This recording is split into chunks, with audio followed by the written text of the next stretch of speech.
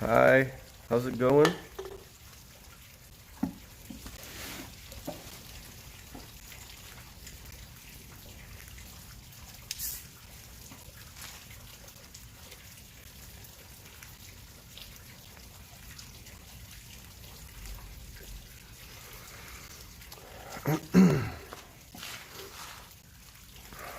Howdy, howdy, howdy.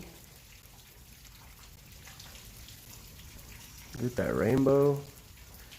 Hey, Hobo, how's it going? Hi, Susanna, how are you doing? Oh, you said you're great already. I'm doing pretty good. Rain just started pouring, and then the sun came out, and I was like, there has to be a rainbow. And I came back here, and sure enough, we have a double rainbow going on. I streamed earlier, and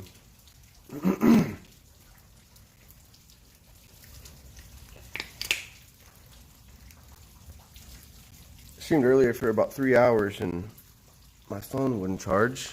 So we are back. I got charged up. I'm good for another couple hours, I guess.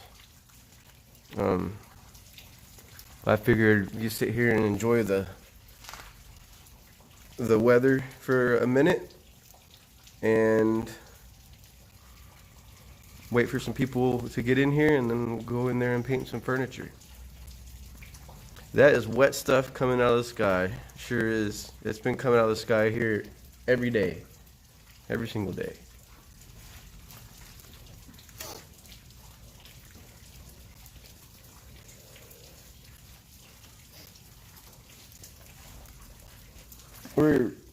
Is anyone here yet that was in the stream earlier? Hi, Rashonda. I don't think I said hello to you.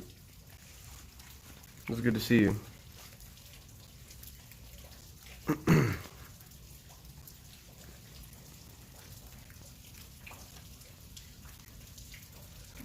There's actually two rainbows. I don't know if you can see the other one. I don't know if it shows up on camera.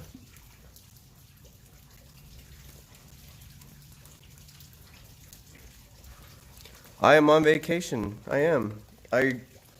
Every year during the summer we come up to Southern Illinois, or I guess South Central Illinois, and we're pretty much in the middle of nowhere. It's a very rural setting, and this time around I decided I was gonna grab a piece of furniture and redo it. We've usually come back after 2 weeks, but we've decided to stay a little bit longer. So my wife's been working inside the house, and I was like, well, she's gonna be working during the day, then I've already been fishing like pretty much every day. Figured I'd do something a little productive. It's been raining hard here in Texas as well, and the thunder. You missed the stream earlier? Yeah, you can. It's up. I'm gonna leave it up. I used to hide the videos afterwards. You know, make them private, not private, but unlisted, so you could still view it if you have the link. But because some people, I think, watch it afterwards and they're not my normal viewers, and they'll downvote it and people unsubscribe and stuff like that. But it's okay. Hi, Patricia.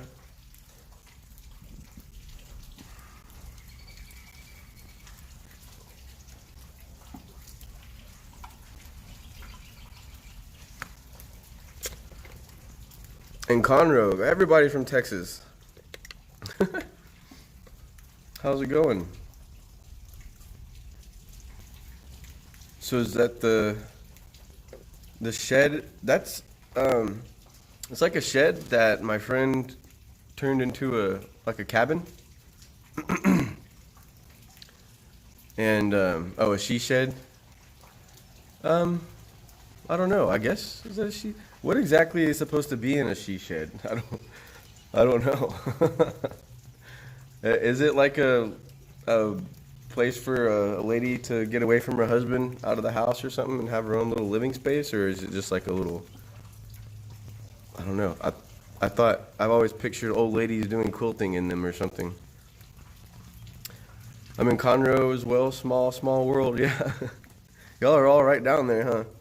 Where have you been? I discussed this earlier, and I'm sure I'm gonna have to answer this a bunch with the live stream thing. But oh, a female version of Man Cave. Okay. Um, long story short, I just been burnt out, had a little slump, and needed to have some me time, I guess. But I've got 3 videos getting ready to be released. Oh, the rainbow's going away. I've got 3 videos getting ready to be released. I knew that this trip up here would help me relax and reset. And of course, obviously I'm feeling much better because I'm on vacation and I'm trying to work and record. The piece I'm working on today, I'm also recording. So, and then the footage from the stream I can also use. But I have a GoPro camera in there that I've been using.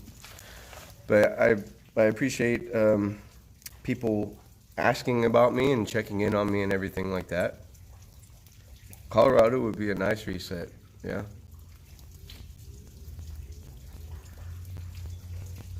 Yeah, if y'all just wait a few more weeks, I'll have some content out for you. I'll show you, there we go. I'm just taking shelter in this unfinished area in here that he's got going on. My buddy bought this land and then built this house here and built that cabin. We call it a cabin. We're here to perk you up. That's exactly why I streamed, other than earlier today, I streamed a couple weeks ago, and basically the people that were there, I let them know that no, I'm just checking in. I'm still here. I'm not done with YouTube or anything. Just gotta take a break sometimes. I don't know if any of y'all, well, I'm sure some of y'all paint furniture, but if y'all have gotten to the point where you get burned out, it sucks. And sometimes you just need a break and get back to it. Even your face looks rested. Well, I did have a beer a little bit ago. My wife and kids took off to go to another town and go visit her mother and no, my in-laws basically. And I was gonna stay back here and do some work. So that rooster is going crazy. So I grabbed me some cheap beer and figured I'd relax a little bit before I got back on stream. That's what's different, the beard. Oh, I just haven't shaved. I've just been lazy. I really meant to shave before I streamed. I was looking at it earlier. I can't really grow a beard. What's different is the hair. The hair is really doing its own thing. Let me scroll up here. Yeah, take care of yourself first, Mr. Videos. I like I said, I appreciate you checking in. Just have to do my own thing sometimes, I guess. And the YouTube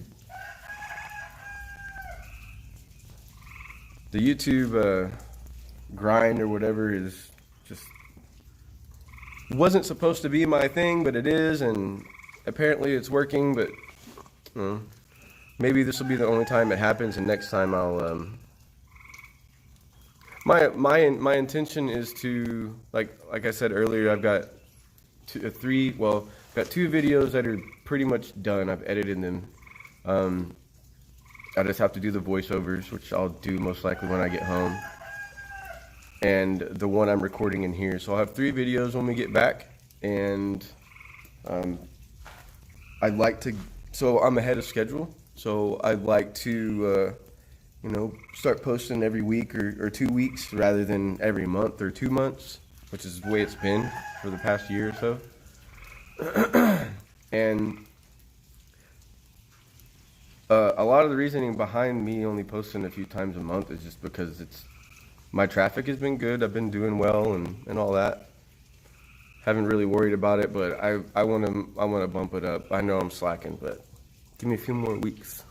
We'll be back at it. But for now, you know, I just wanted to stream too, so we can just kind of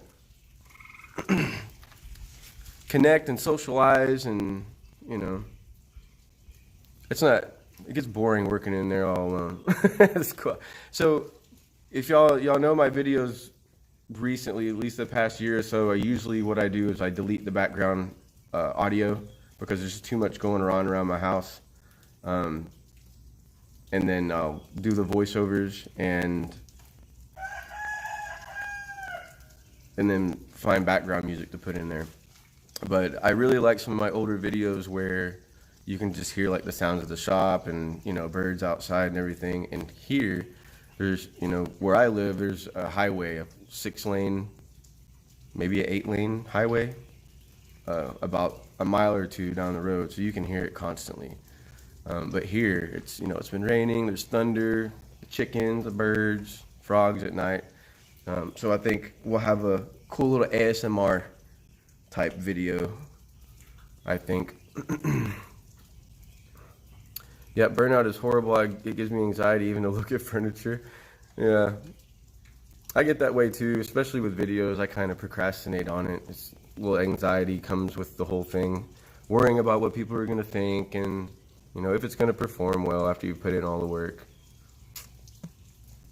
Oh, cool. I can ban people on here? Neat. 2-minute ban, permanent ban. Okay. I have a 100-year-old piece that I've had for 2 years and still haven't gotten to it. I understand we need a break.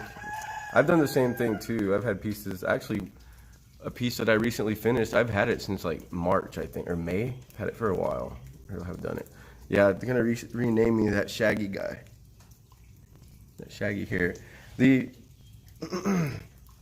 idea is to we're gonna cut this into a mullet, and we were gonna do a live stream when I stopped in Tulsa on the way up here, where my buddy is. He used to be a barber, and he cut my hair last year. Well, this year, you know, we talked about it on a few live streams earlier in the year about doing it live, and we got it there too late, and it didn't happen. So we're gonna do it. I don't know. It might be a month or so from now, which I'm already ready for my hair to be cut. But him and I will get together around then, and we'll cut this hair. I don't know what it's gonna look like, but I just want to do it. Just want to do it and see what happens. I love your channel. Glad to hear you be posting more. Thank you. The mullet. The new YouTube name, that Shaggy guy.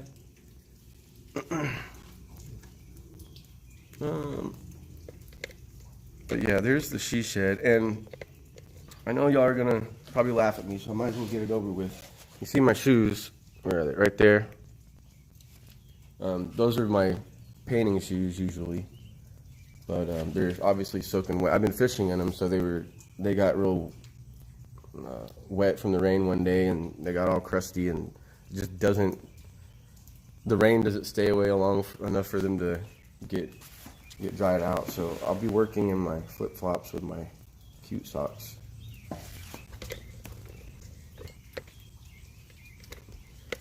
Which has been a task.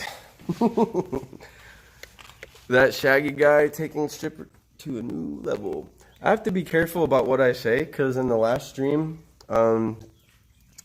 there was a product, a material, I guess you could say, that I was going to use, that when I say the name of it, YouTube thinks I'm saying someone else, and the reason I was saying it so much is because I was actually making jokes about it, similar to how I would, you know, do with the stripper jokes. And after I ended the video, YouTube let me know that that video wasn't going to be making any money because it's not family friendly. You miss your long, thick hair, and well, with age comes thinner hair. Yeah, my as far as I know, my father and grandfather had fairly thick hair too. So maybe I'll get lucky. No balding coming in anytime soon. Andrea, I'm near Vandalia. Oh, I can say stripper. I think it's fine if I'm gonna, say if I'm using stripper to strip wood. But he gets mad when you call them flip flops. Yeah, they're slides, but I call them flip flops. I'll show you the product I was talking about.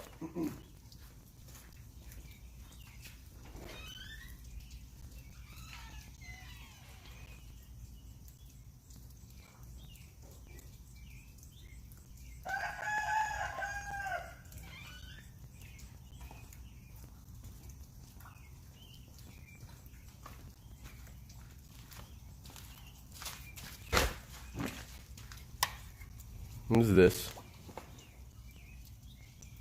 And I'm using it. My friend didn't have any wood filler, so we have this paintable filler product.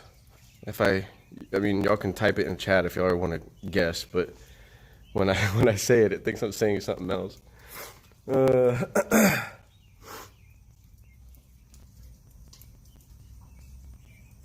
How's your son? He's doing good. He actually joined the stream earlier. Said hi for a little bit. He's he lives with his mother, so he's not up here with me.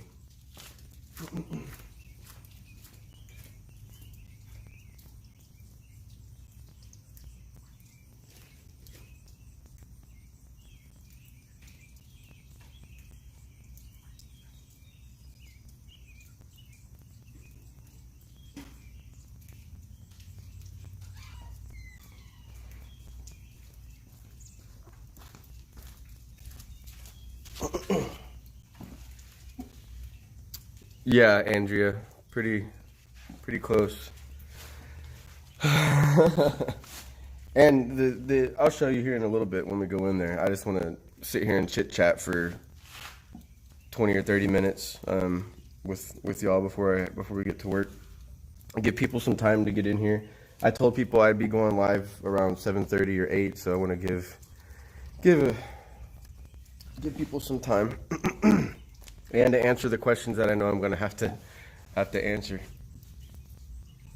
Like, where have you been and things like that.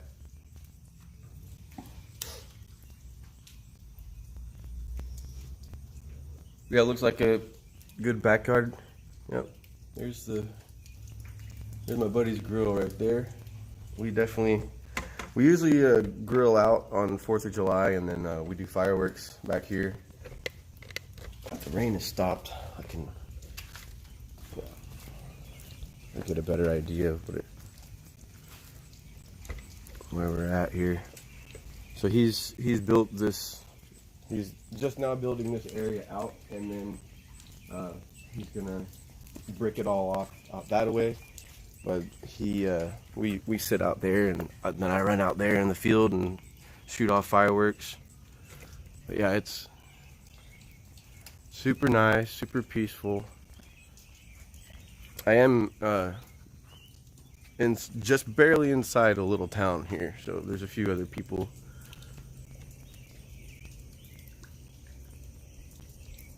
Clouds are pretty.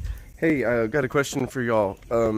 Earlier in my other stream, I was oh, lost my train of thought.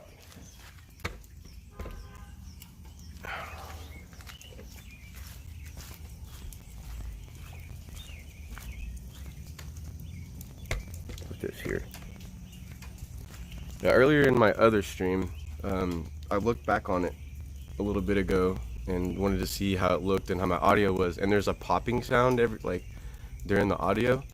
Is that happening right now? Yeah, he's got a nice piece of property here, and he bought the land next to him so people can't build right next to him.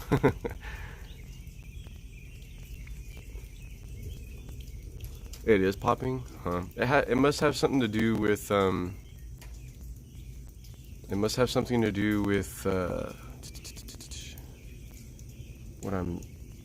app I'm using. Let me try a few things and see if I can not break it. Streaming settings, audio settings, Bluetooth audio input. Well, let's turn that off. Audio source, default. How does it sound now? It allowed me to change the microphone. I'm not using an external mic.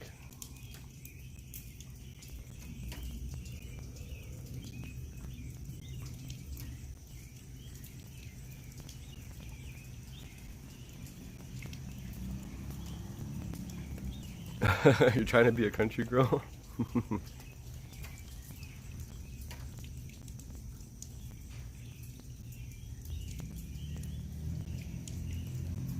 It sounds better now?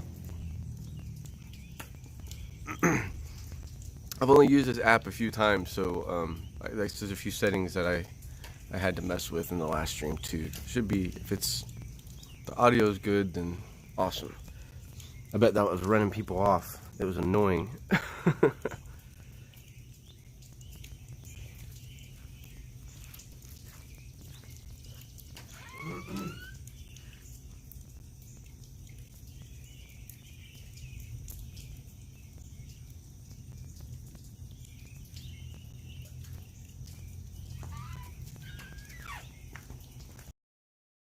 Speak. Which is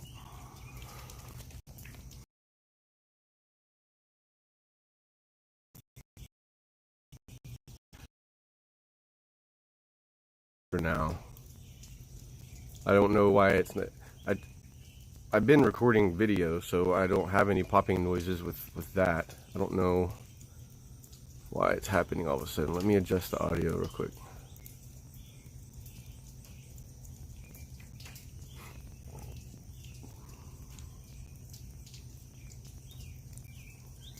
Well, let me try another little setting here. Did that change anything? Excuse me, did that change anything? Chat? Here it is.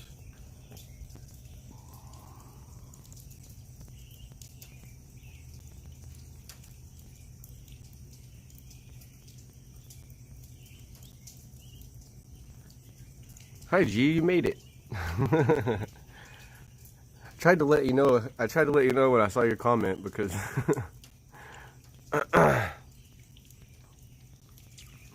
because it seems like the last few times I've gone live, you haven't been able to get there. Oh, okay. Emphasize the L in that word. I did. I was saying. I was well. I emphasized the L probably too late, but yeah, I think the audio is just gonna continue to pop. I'm gonna.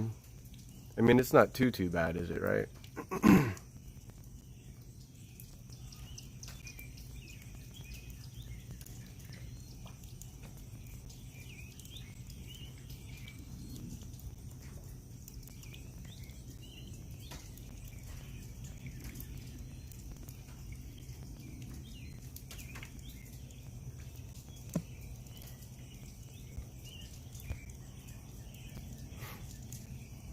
Is it any better now?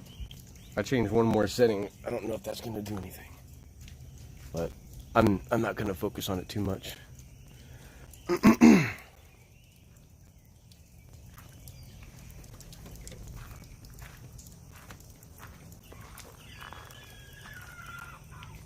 Chicky, chicky, chicky, chicky, chicky, chicky. Hi, chickens. No popping on your end?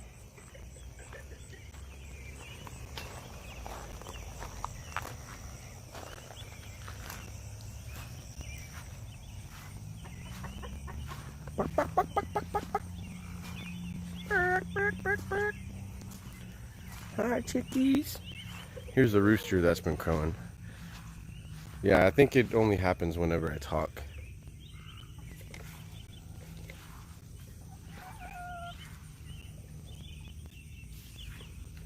What you doing, chickens? Hmm?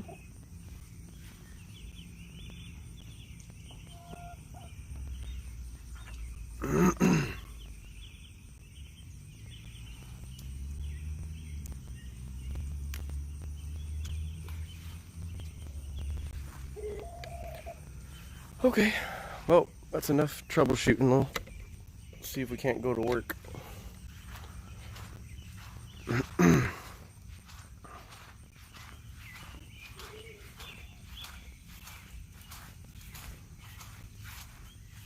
Eat the chickens.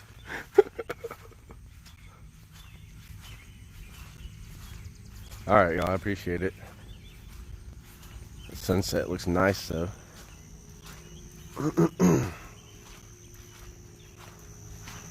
Merca.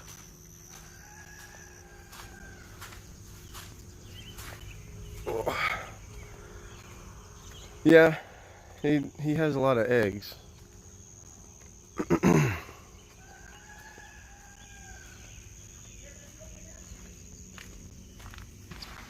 Sounds like Bigfoot is right behind you.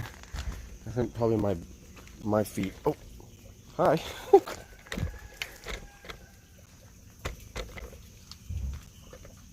Why did that spin like that? Oh. Anyway, look, here you go. There's my next project. I'm just kidding. That's my buddy's project car that he's gonna get to when he retires.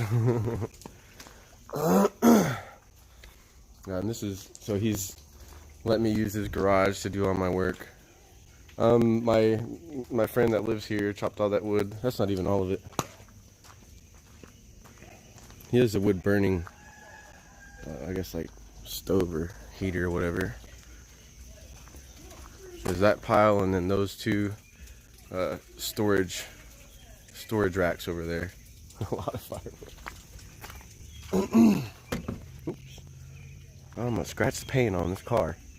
He's gonna kill me.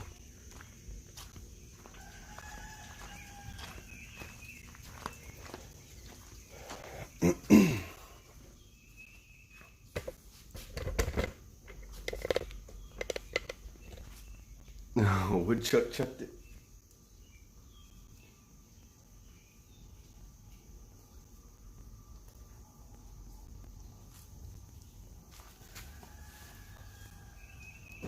So I got this dresser, what's a buffet, I'm sorry. I got this buffet a couple days ago. Yellow latex the car. I paid $80 for it. Had to drive a little bit of a way to get it, but I've already prepped it so we don't have to watch the boring stuff. I've also already painted the top. For the video, I just did the top first and got it completed so I can kind of be like, this is how you do it, and then we're gonna repeat it to the rest of the dresser type thing. So I got like all the drawers over here and the doors, and I'm just gonna be painting it.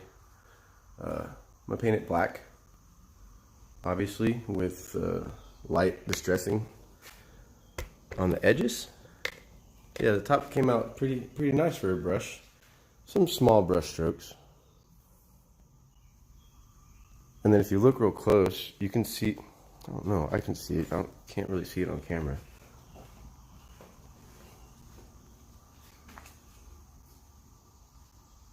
It has a maple top, and there's a board here. You can see the lines in the boards here, here, and here, and here, I guess.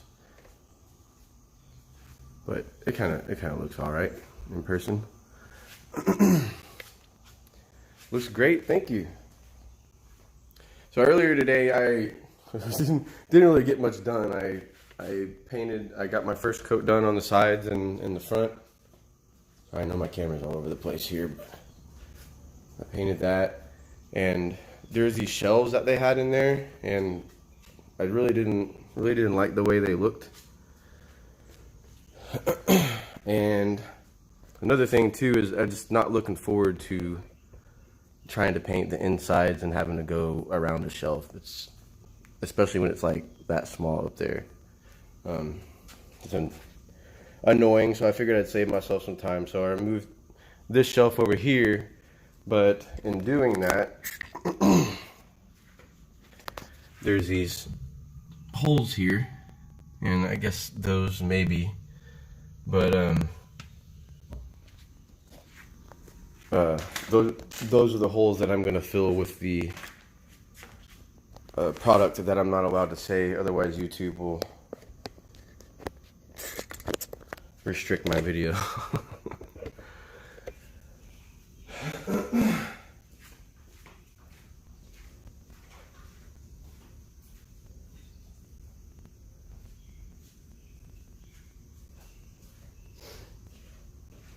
Because I was joking about it in the last stream, and that happened. And you know, for those that weren't here when I explained it earlier, this is the product I'm not allowed to say. It sounds too similar to another word, but you know what it is and you know what it sounds like. So just giggle in our heads. YouTube won't let us have any fun.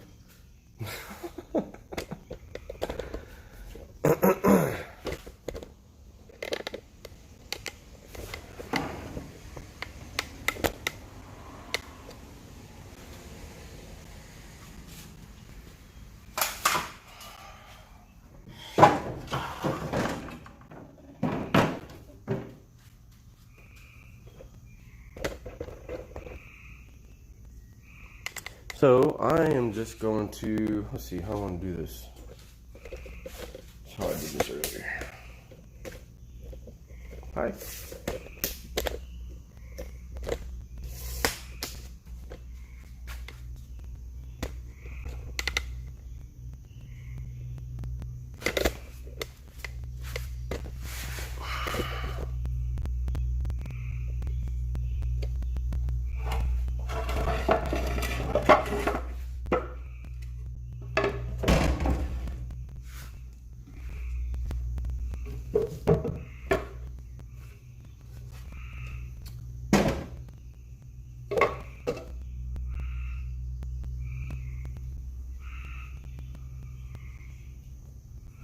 All right, I'll do this away.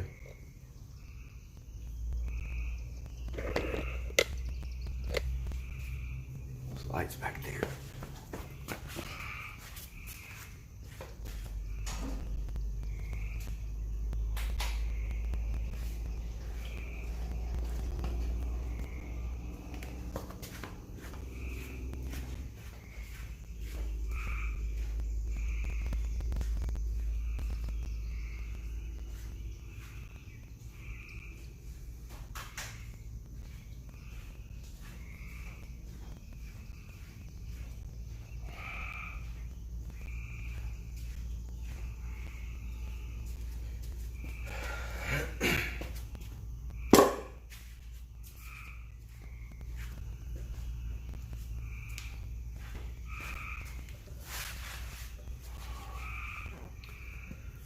I tried to refinish a piece of furniture once.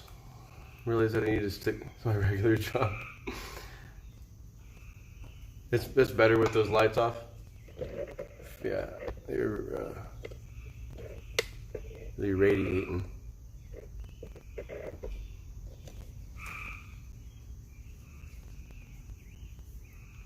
So I don't normally use this paint, but I mean, I'm just kind of having to deal with, or use what I have available. I don't usually go to Ace Hardware, but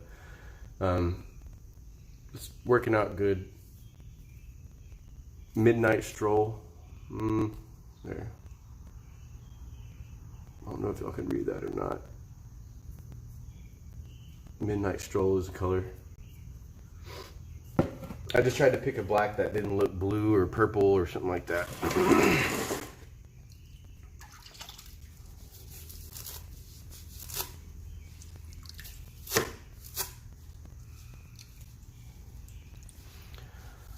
So we got 25 people watching. Where is everyone from right now?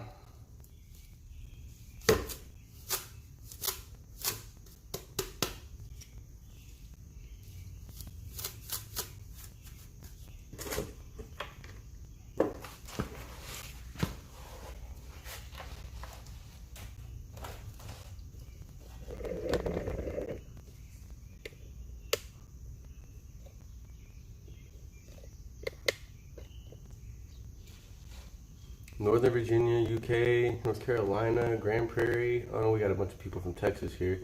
You're right around the corner from me, Susanna, or when I'm home. Lake Tahoe, California, Florida, Chicago. I was in Chicago a few days ago. California? Nice.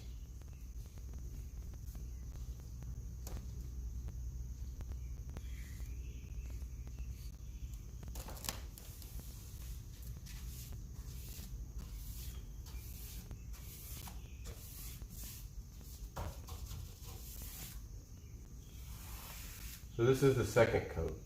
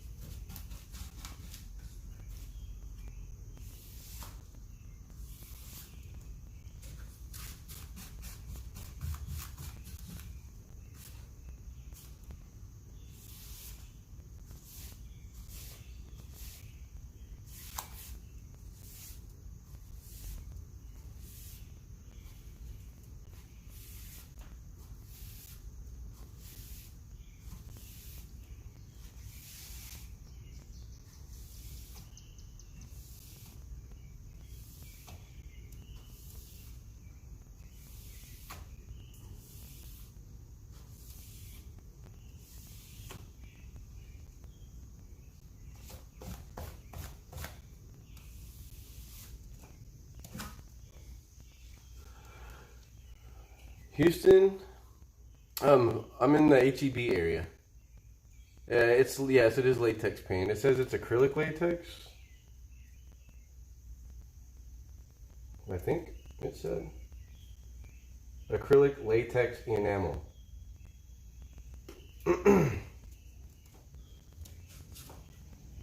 And just so you'll know, whenever because I am doing a video on this one, and I mentioned earlier that I want to switch it up with this video and just have the sounds and everything. And when I'm talking, obviously the mic is popping. I'm assuming it's still happening. And plus, I'll be doing the voiceovers later on. So when I go to paint, I'll get quiet or whatever. But feel free to ask questions or talk amongst yourselves or whatever, and I'll turn around every once in a while and we'll chit chat. Upstate New York. Smells like fish.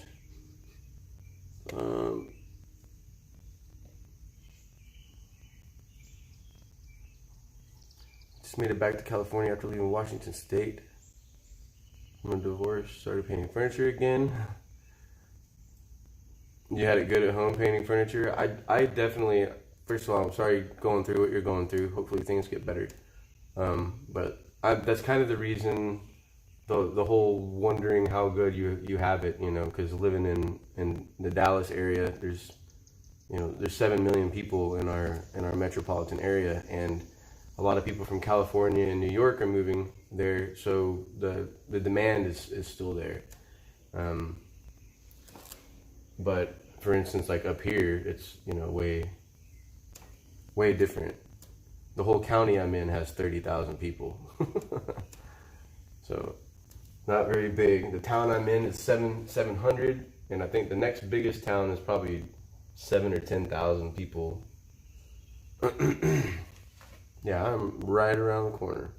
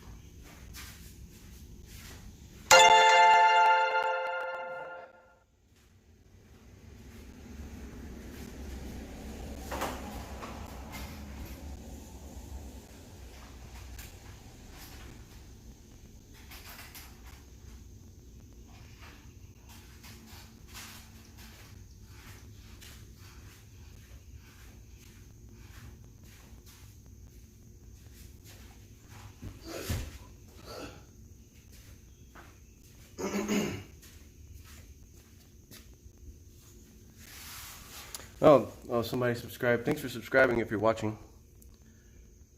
Just now falling into paint after 3 months of not. I missed it. I know how that feels.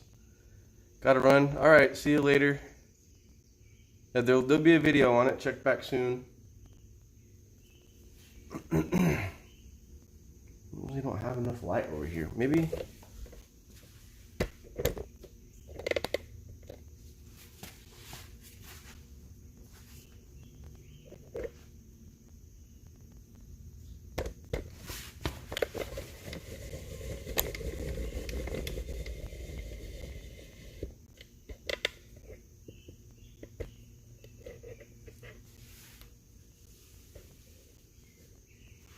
This is the stuff I have to deal with when I'm doing videos.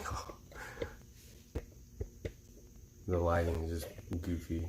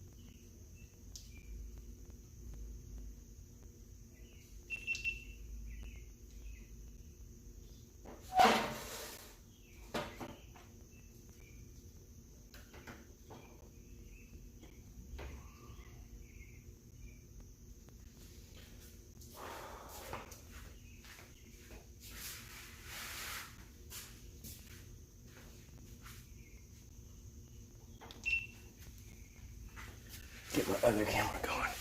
I'm already sweating like crazy. Aloha, Futbucker. Ha! Oh, God. Yeah, I think, don't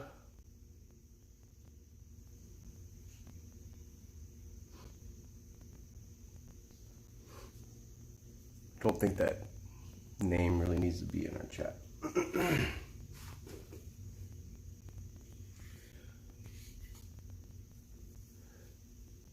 It's aged.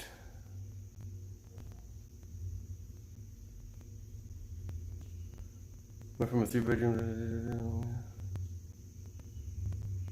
Oh gosh, that's gotta be pretty difficult to do. It's not hot.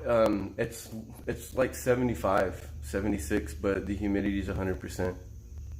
It's just, and even then, it's almost always like that up here. At least whenever I'm up here, because it rains just about every day. At least a pop-up shower or something, and then the sun hits the ground, and there's cornfields all around us. So it's just constant. You can feel the moisture and the heat radiating up out of the ground.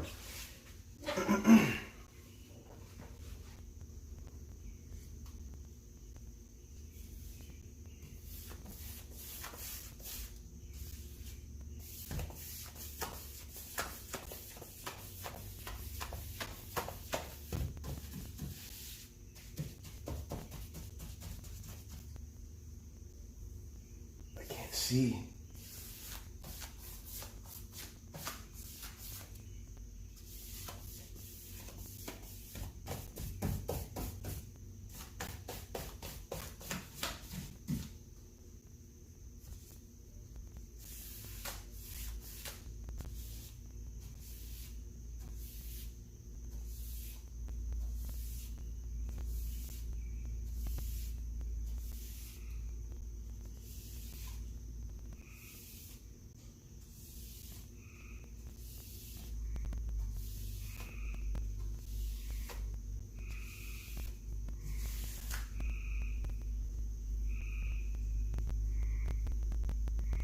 Painting a set of nightstand. Ooh. Yeah, the humidity is the worst.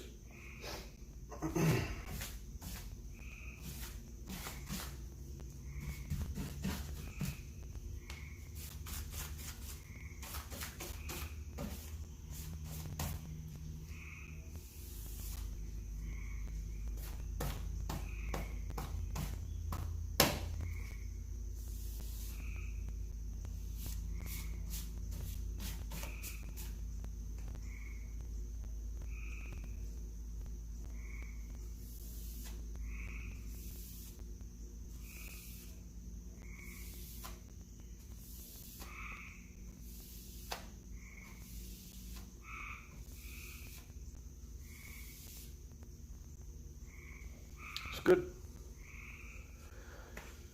Yeah, someone was saying something similar to that, Andrea, about having to paint at certain times because it gets too hot. And it gets about 105 in my garage back home.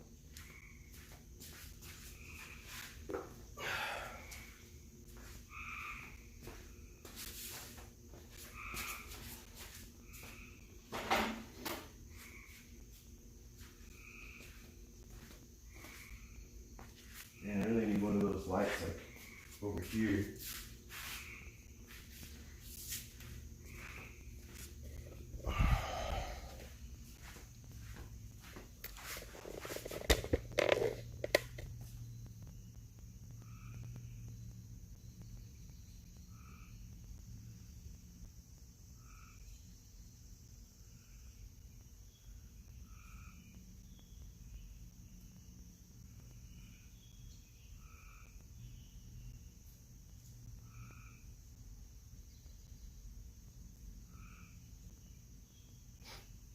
Why is it showing that message twice? Did they unsubscribe and subscribe again?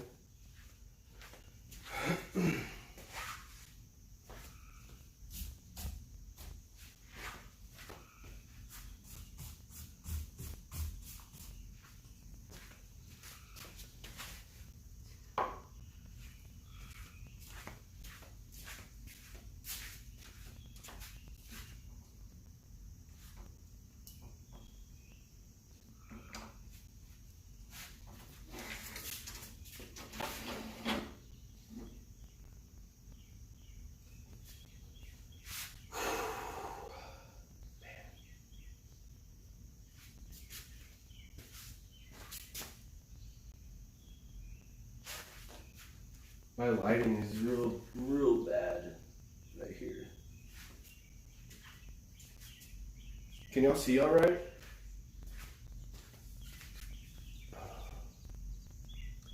Just started painting an old, started painting an old bedroom set over a year ago, and it wasn't liking how it turned out, so I never finished it. Awesome. I'm glad. I'm happy that helps you. Maybe you'll find a little bit of motivation to get it done. The paint is Clark Kensington.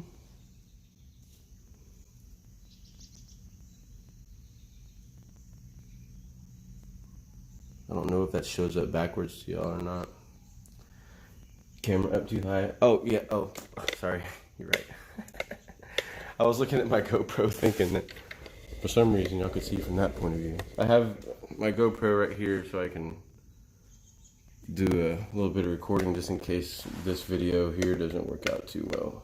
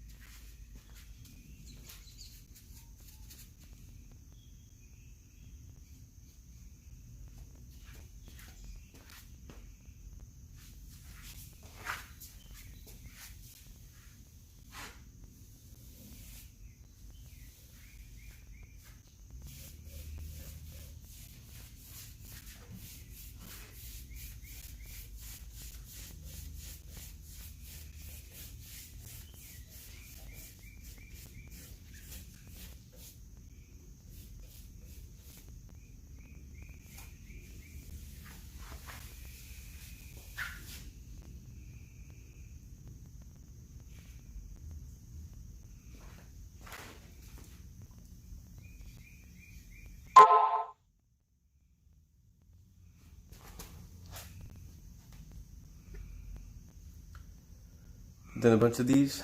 Oh, what, buffets?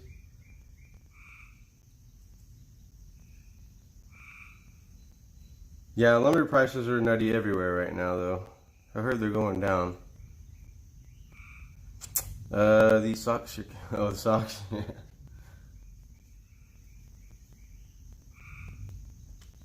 Oh, okay. Stream. I didn't realize it was two different ones. I didn't know I had Stream Elements on. Oh, I'll turn that off some other time. Hard to make substantial profits though. Lots of work for little money. I made $125,000 my first year. It depends on your your local demand. Demand, I mean, you need the supply of furniture and you need the demand of furniture. Where I live is crazy. People will buy something like this for 530 minutes and snatch it up sometimes. Well, I've done very well. I've been doing it for 9 years full time, but not everyone. I don't think everyone can do that. Like, depends on where you live.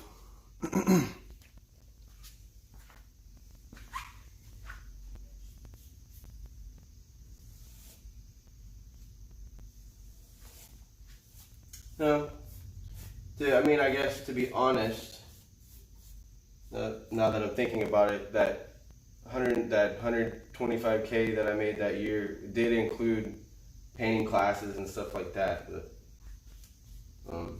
for the most part, it was furniture sales.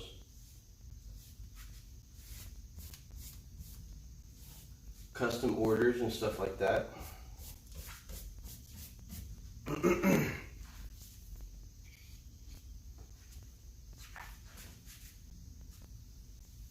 Which is, I don't know how new you are to my channel or not, but I'm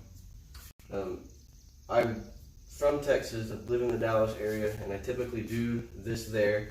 I'm in rural Illinois right now with a town of 700 people and a county population of about 30,000. And I've always been interested to see, we come up here every year for a vacation, so I've always been interested to see what the difference is between here and where I paint. So I'm doing it this time, and we'll see if it sells, or how long it takes to sell, or whatever, what the market is up here. You don't really see a whole lot of painted furniture up here, so that's the thing. But at the same time, just because there isn't a market for it, just because the market doesn't exist, doesn't mean the demand isn't there. If someone just needs to put it in front of people's faces sometimes.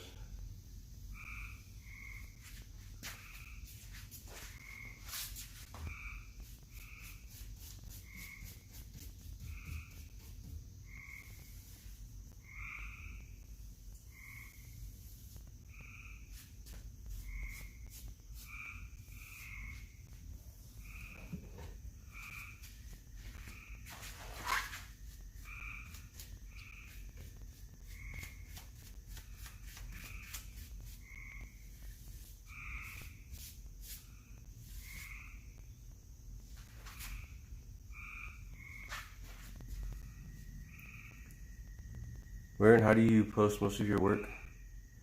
Yeah, Facebook has been my main source of selling. I started a business page, Facebook business page, back when I first started in like 2012. And Facebook business pages suck compared to how they were back then. But once I started painting furniture and saw the potential profit after my first 2 dressers that I did. Basically, I painted a bunch of small pieces and sold them, here and there, just kind of same like you. Probably you saw someone else doing it and wanted to see if you can make money off of it. And it was all right, but after took a break from it for a bit, and then one day I had the opportunity to get two dressers, painted them all in the same night, stayed up all night painting them, and had them sold and delivered by the next evening, and I had $700 in my pocket. So I was like, well, I just made more money than you can make working at McDonald's in 2 weeks, So I kept going with it. So once I realized I was going to continue doing it full time, I made that business page, and I've had businesses before, and I know that it's important to have a marketing and advertising budget if you want to grow. So I started putting $50 a month in my advertising budget. And as I grew and sold more, I would increase that until it was like $500 a month. My page, I got my page to about 10,000 followers on Facebook, and after that I quit advertising because I get too much work already. And from there, it's just growing on its own. So it's got about 60,000 followers on there now. So and a lot of them are from my area, so I can post stuff and sell it pretty fast versus having to deal with Craigslist and Marketplace. I do put stuff on those platforms, but on those platforms you have a lot of tire kickers and hagglers, and you put something up for 500 and they ask me to take 250, you know, that type of thing. And when having your own business page, people are already following you because they like your work, right? So when you post something, there's no back and forth about the price. They're usually willing to pay it if they can afford it. People are rarely trying to haggle with me. At the worst, they'll say, "Oh, I have a dresser. How much will you give it to me and trade it in for, you know, a bit off of the furniture that we're going to buy from you?" I'll do something like that. Just knock $100 off, because that helps me save time from trying to find furniture.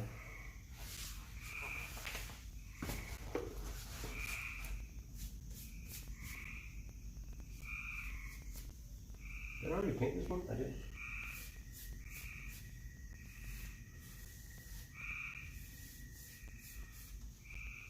And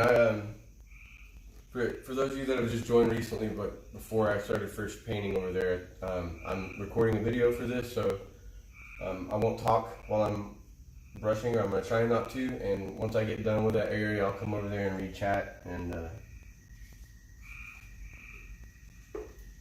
so I'm not talking in the video. Plus, I don't want that audio to be popping if it's still popping.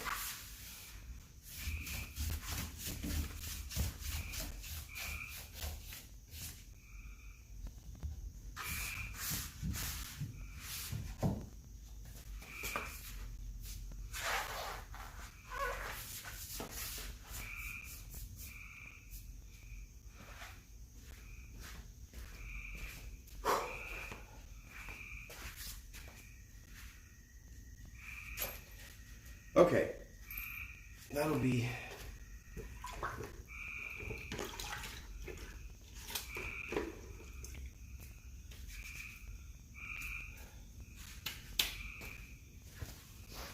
that.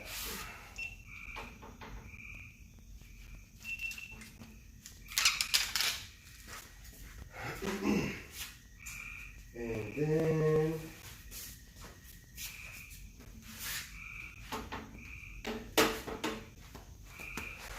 see what my battery's at here.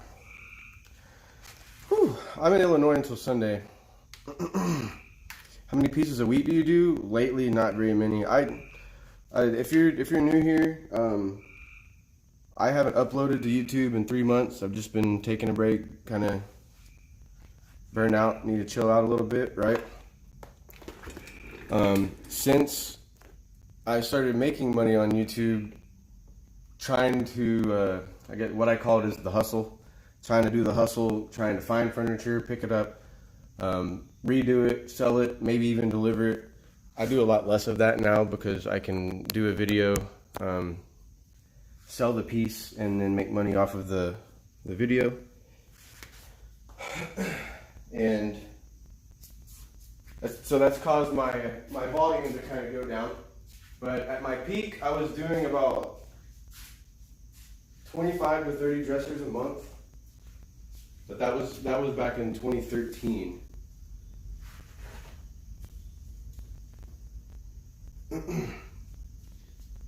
But I'd say to, where's this paint lid at? Where'd y'all put it? Oh.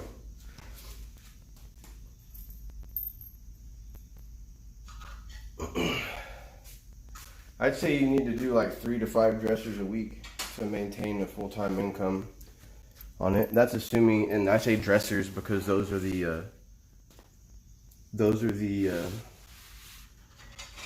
pieces that are most in high demand, and they sell quickly, and they have I think the highest profit margin.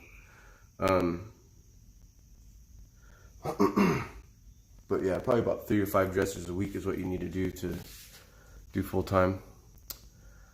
I have a nightstand that I use kills on. It's still bleeding. What to do? It depends on what kills you use. Some people will just grab kills and don't get the right product. Double check and let me know. Is it a water-based primer? Is it a shellac primer? Water-based primer is not gonna block all stains, because the reason the bleeds come up in the first place in paint is because you got oil-based tannins interacting with your water-based paint. If you use water-based primer, it's not going to block it in. It's going to do the same thing. So you need to use like an oil-based primer, or most people use a shellac-based primer, and that should work. And I don't use kills that often, so I don't. I'm just speaking off of experience from like people. I have a Facebook group with like 160,000 people. I see these questions all the time. I see the replies. So even though there's products I'm not really familiar with personally, that's the best advice I can give is from other people's experience. Let me scroll up and see what's going on up here. Where and how do you do most of your work? Starting in the market in southern suburbs of Chicago. That'd be interesting. I mean, I assume most metropolitan areas should be fairly easy to, well, easier than the rural areas to sell in or to operate in.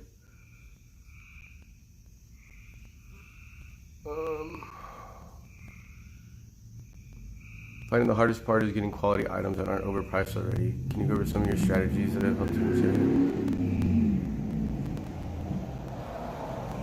area? Again, I think part of that falls in with where you're from. For instance, so one of my favorite places to get furniture, quality furniture at a fair price and a good price sometimes, is estate sales. Those are number one for me. Auctions are probably good as far as the value goes, but you also have to spend a lot of time sitting there. It'd be 400 to 600 lots in an auction, and a lot of times the furniture is at the end. So I guess you could time it and try to, call up there and say, well,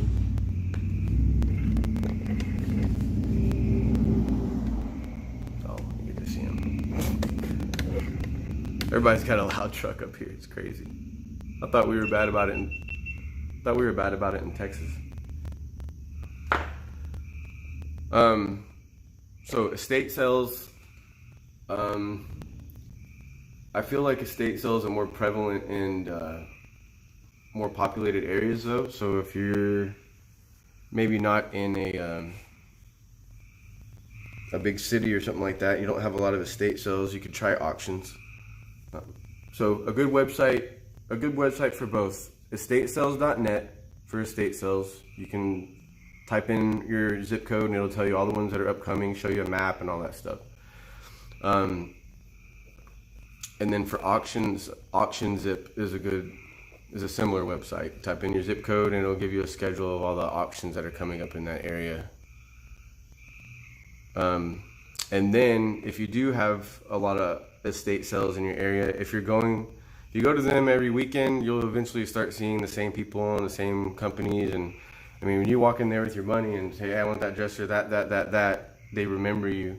And for me, it eventually got to where people would, estate sale companies would want my business card and say, hey, sometimes we have pieces left over and blah, blah, blah, blah. And I've gotten free pieces that way. Or you get them at a very cheap price. Other than that, I think everywhere right now, furniture prices are going up. There's more people painting furniture and doing the used furniture thing. And you also have to consider with the pandemic, there's people that were ordering furniture during the pandemic with their stimulus money, but it was taking 6 weeks to get to them, instead of being able to get it delivered, the day or the day after you purchase. So I think a lot more people have been going the used furniture route, which is good, because here's the thing. If the used furniture prices are going up, then your prices need to go up. That's just how it is. It's inflation. And the people are still getting furniture cheaper than they could, hundreds of dollars cheaper, maybe even a couple $1,000s cheaper than if they went to buy it new. So sorry, that might have been kind of long-winded, but that's what comes to mind. I have a nightstand that I use. I don't know that I read that one. Most money on matching nightstands and dresser. Yeah, matching nightstands and dressers. Really, a 4-piece set, 2 nightstands, a chest, and a dresser. I mean, that right there is easy $1,000, and you can pick up bedroom sets I bought bedroom sets like that for $100, but you can get them for even 400 is a good 400's high, but you still have a profit margin. And then if I saw a basic set that was just like real square and boxy, that's not really as popular, obviously I'm not going to pay as much for that because it's not going to sell as much. But if you have a provincial set, then you're talking like 1,200, 13 plus. So there is that too. Like even myself, I feel like I need to reprice myself. I honestly haven't paid a whole lot of attention to what other people are selling for and things like that. I'm kind of spoiled with my YouTube thing. Yeah, that's frogs.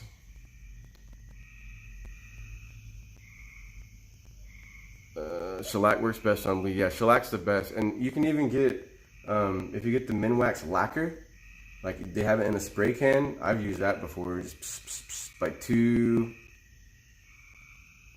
I'd say 1 thin coat, because you kind of need to get a tack coat down so it's kind of rough, so the rest of it sticks, and then 2 heavier coats. But it'll be faster, but it will be more expensive because those cans are like 12, 13 bucks a piece, I think. Or that might be water-based poly. I don't know. I think they're around 10 bucks a can.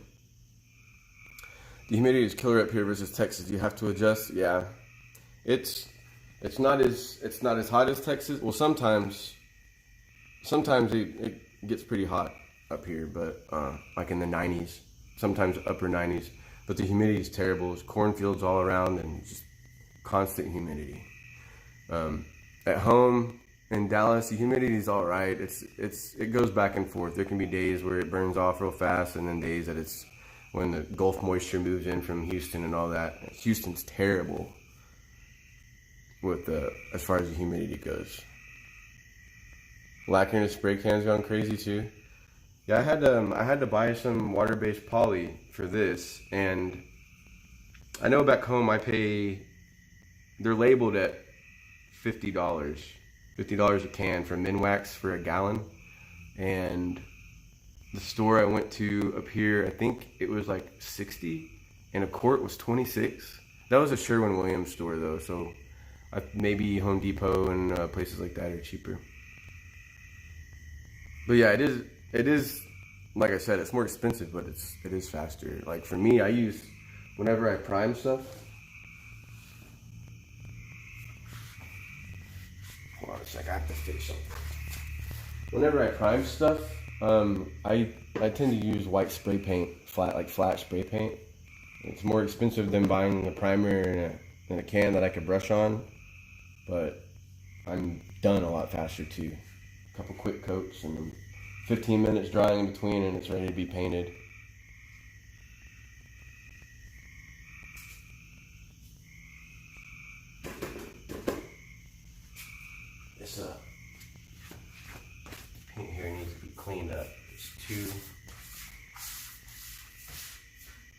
some weird brush strokes going on, bugging me. So that stuff's drying.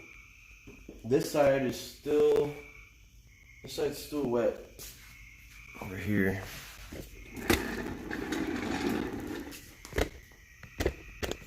It's still wet. It's because of humidity.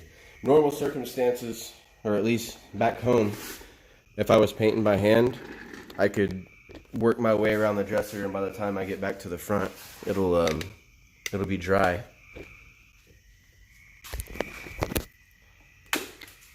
I don't think I'm going to work on the cubby holes. I'm calling them cubby holes. The storage areas tonight, because this lighting is off in here for what I'm trying to do. Oh, what I could do is turn the dresser around so that all this lighting is coming this way. And it's getting dark outside anyway, so maybe I can do that. But I have to put the, I have to seal those holes with the product that shall not be named. And I need to be able to have good lighting to get that footage. Maybe I'll just turn the dresser around. That'll take me a little break real quick.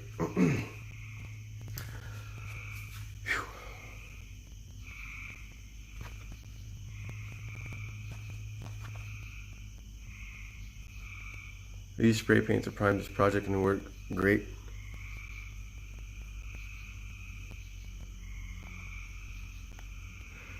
Yeah, it works real good. You just have to make sure you don't get gloss spray paint, because then it's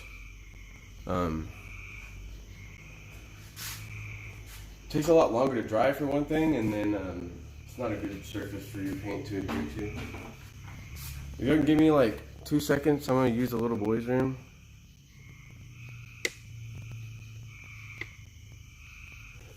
Haven't seen me in a couple months. My hair is growing out. Yeah, my hair is growing out. Turn it like this, you can see me better. Yeah, I just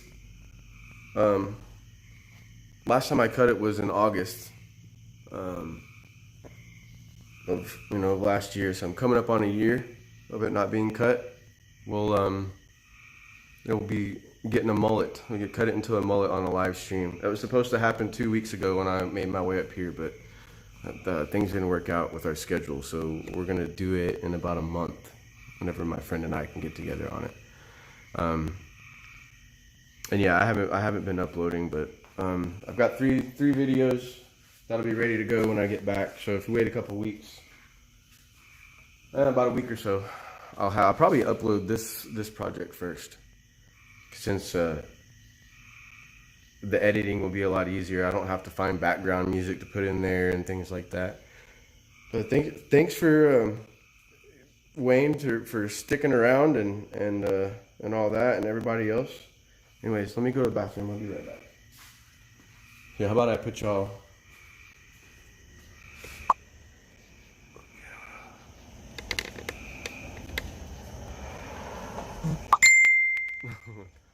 Oh, wife just said if you get hungry, there's hot dogs in the fridge. Here you go. You want to take a look at this and listen to the frogs and crickets while I use the restroom. I'll be right back. Thanks, Justin. I appreciate it. Thanks for your message, babe, if you're watching.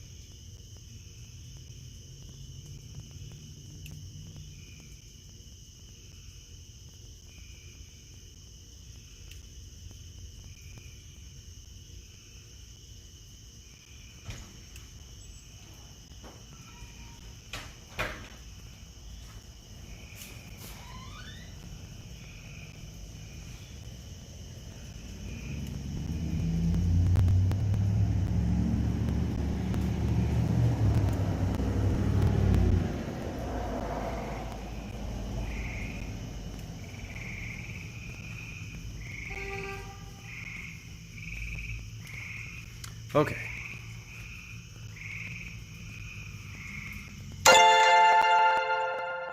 Hey, thanks for subscribing. I need to disable that. Oh.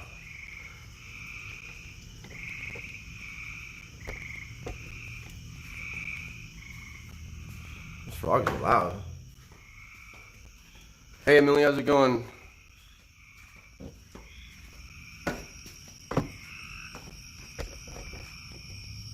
You didn't get to see the backyard earlier, Emily. So.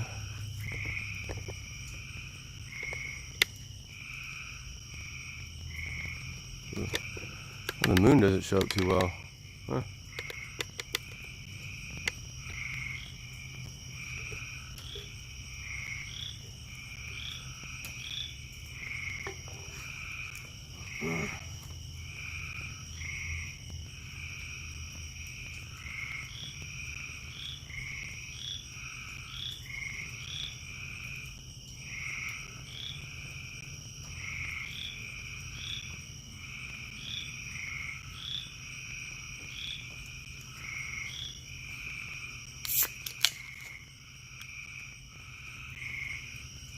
Have you tried glazing cabinets instead of paint? By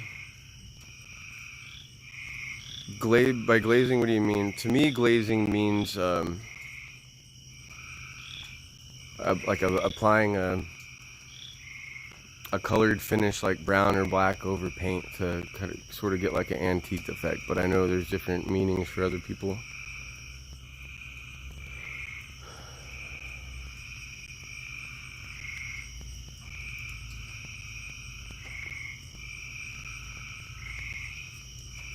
But pretty much all I do is just paint. Have to hydrate.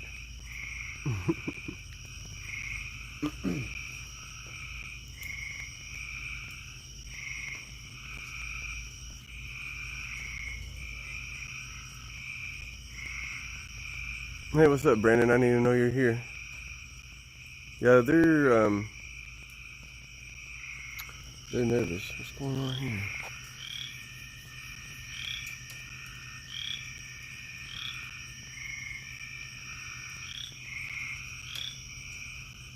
I'm sorry, I'm looking at notifications on my phone here.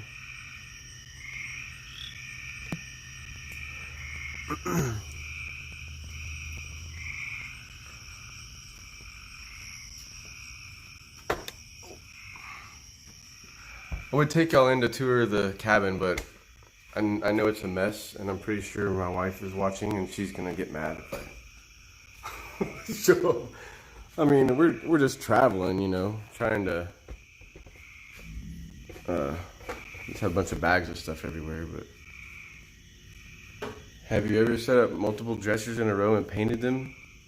Oh yeah, sprayed. I used to set 12 dressers up at a time in my big shop back in the day.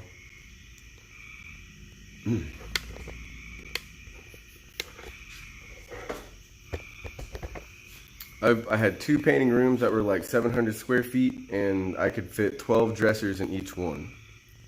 It was nutty. But it's not like you get them all done the same day anyways. Like one day is a prep day, you're prepping everything, and one day you're painting everything, and then let all that dry, come back the next morning, and then I can do my distressing, glazing if I want to. So basically I'd put a bunch of pieces in a room and paint this whole room turquoise and paint this whole room white. At that point, I can either sell a solid white piece, I could distress a white piece, I could glaze a white piece, and I could do the same thing with the turquoise. So even though I'm using one color in each room, I can get multiple finishes and have a lot of different variety to offer people. It worked out pretty good. How do you prep that menu without burning out? I mean, you do it to eat, do it for work. You know, I did get to, at that point, I did have helpers here and there. I hired and fired 7 people that year because people just they just didn't want to work. And slacked off. And I mean, I bought lunch for them most of the time, provided water for them, have a smoke break whenever you want. Just, you know, don't take too long to get back to work. But just never worked out. Yeah, I had people prepping here and there.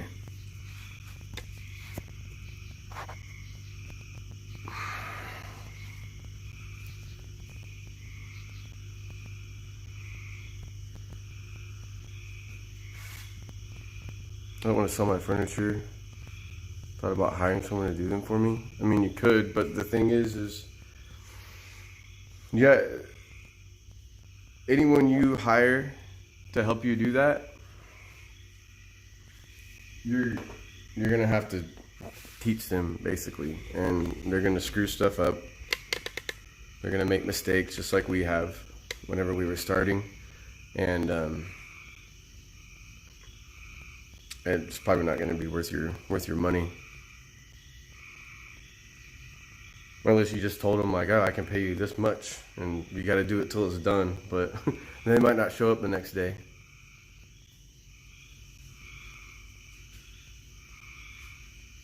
Do you end up holding on to some items long, or you pretty much flip them right away now? It depends on what finish I do. If I do some crazy stuff like there's a nightstand I did a while back where I painted it pink, and then it did gold gilding wax around the edges, and I stained the top, but I used wood stain to stain shade a flower design into the top, and it looks neat, and the video does well, and people like it, and the viewers say, oh, it'll sell for 200, 250, blah blah blah. But when it comes down to it, most people don't want that furniture in their house. You have to find a really special person that wants that unique piece or whatever. So stuff like that takes a while to sell for sure. And but stuff like this black one here, black, white, gray for a while was pretty popular, and I think that's kind of faded out, but black and white are almost tried and true. And they tend to sell pretty quickly. And like I said earlier, with doing YouTube, I don't have like constant stock all the time. I'm not posting stuff up for sale every week and everything, because I've just been happy with the income I've been getting and not really working as much as I should, I guess. But whenever, like for instance, when I had that shop and everything, and I was busting out like 20 to 30 dressers a month, there were times that things would sell in like 30 minutes to an hour, and ladies would call me crying sometimes saying, I've been trying to buy something, every time I see your post it's already sold, and things like that. And so in that case I tell them, well, we can do a custom order, so that was a good demand to have, so. But I think if I got back to where I was hustling, doing like at least 3 dressers a week, more people would be tuning into my Facebook page to check to see what I have, and things would sell faster. Is that going to be black on black, painted, no stain? No, I'm not. So I'm staying at a friend's house, and he's already nice enough to clear out what he's cleared out for me. He took all the stuff that was right here and moved it over there, and moved a bunch of stuff around for me. And I also didn't want to have to go buy everything I needed just for this project, when I really just wanted to do a quick, something simple, something that'll sell fast, something that'll look good. I was talking to my wife earlier, and I kind of did want to leave the top alone, but I ended up not doing that.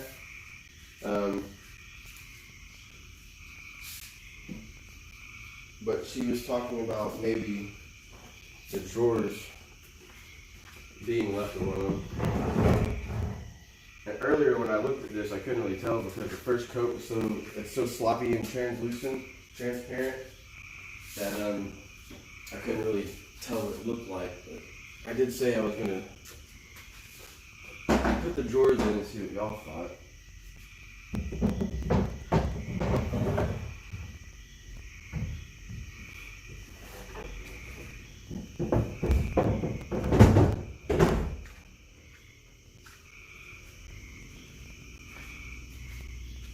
something along those lines. I don't know. It's kind of hard to tell. I really don't know what I want to do yet. But I'm not gonna start on the drawers yet. I don't guess. I'll finish the body, and once I get the inside done, it'll be easier to see.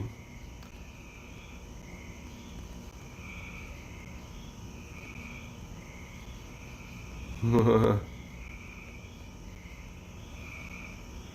and my wife restored a mid-century furniture a few months ago. Still have it. Yeah, a lot of mid-century furniture is a lot of mid-century furniture is better off left. Oh, you restored one, not painted. Yeah, I don't know. This stuff is pretty hot. I don't know. How do you price various pieces of custom painting? Nightstands, dressers, armoire. Well, at this point, I just kind of know how long it takes me. Um, People ask this question all the time, and the answer that you need is, and what I tell people is, you need to time yourself. Like when I really got going, when I had that shop, I had a whiteboard on the wall, and I wrote down.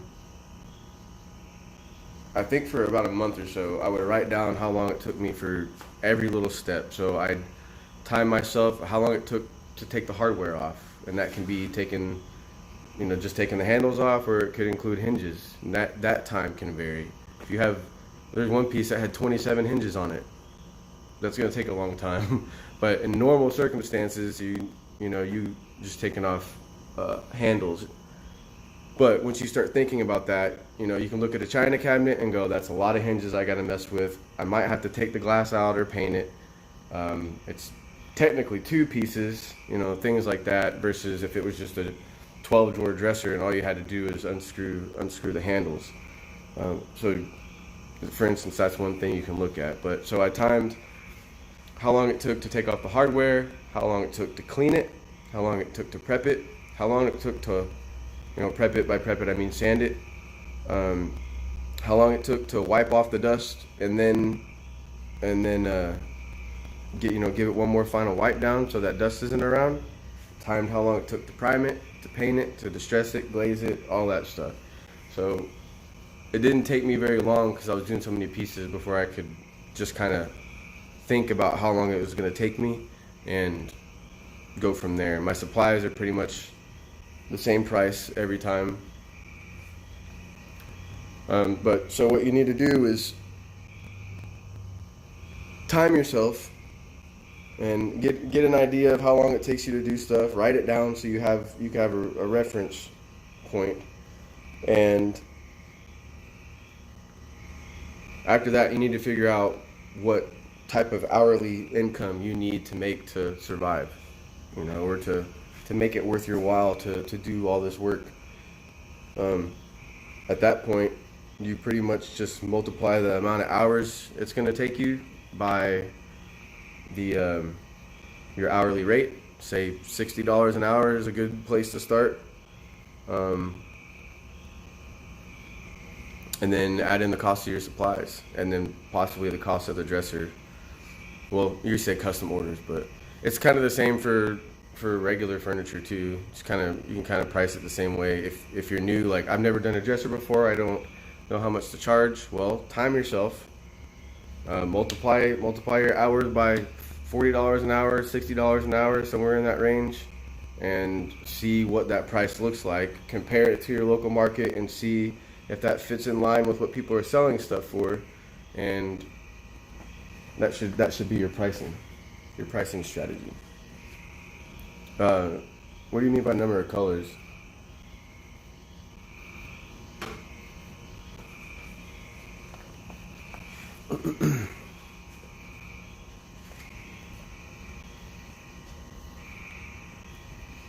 And then of course it also depends on what all they want done to it. Definitely if they wanted two colors and stuff like that.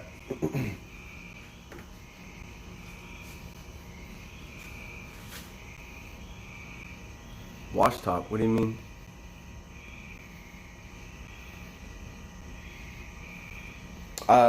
Wayne, I'm not understanding what you're saying. If you could type one sentence and rather than like 1, 2, 3, it's easier for me to understand what you're trying to say.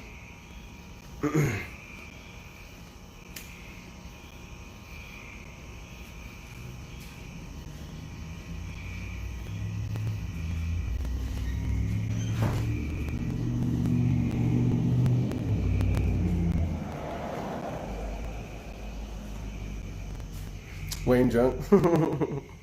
Wayne Drunksky. I'm there was a guy on my stream earlier. he was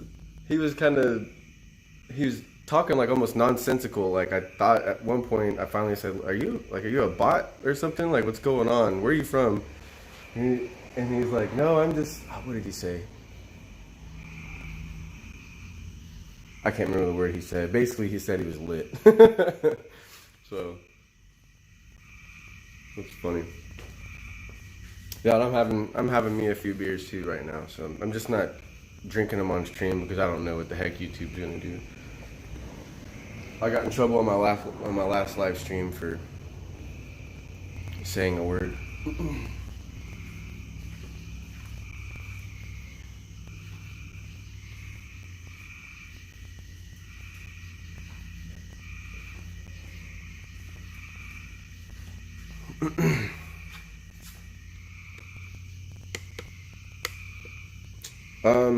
I'm not gonna say it. Let me get me in trouble. I'm trying to get me in trouble. I'll show you what it was though.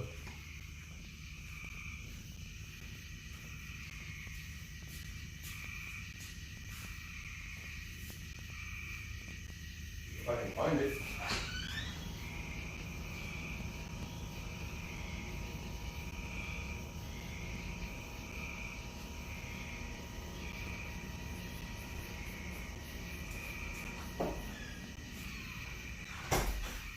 Well, here, I'll just show you this. I don't know where I put my other one. It's right here. Oh yeah, there you go. No, not that one. This right here.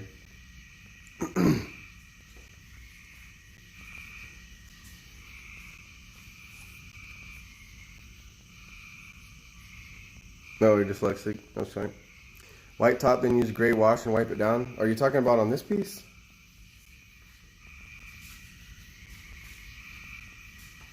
Yeah, I have some holes I need to fill inside those these little cubby things down there.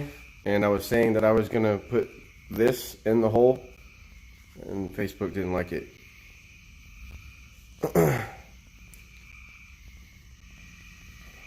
So CALUK, when you say that, that's what this is called. When you say that, YouTube thinks you're saying something else, like a male rooster, which also means something else.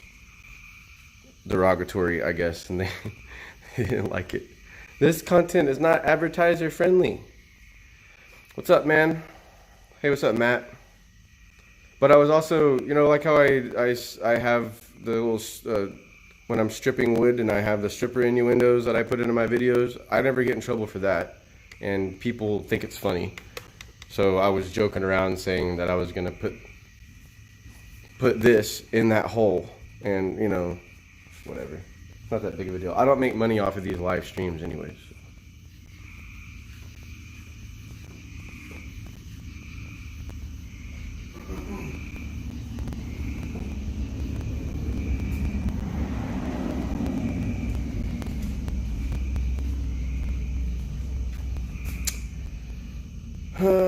What's up, man? Thanks so much for the content and information that you share.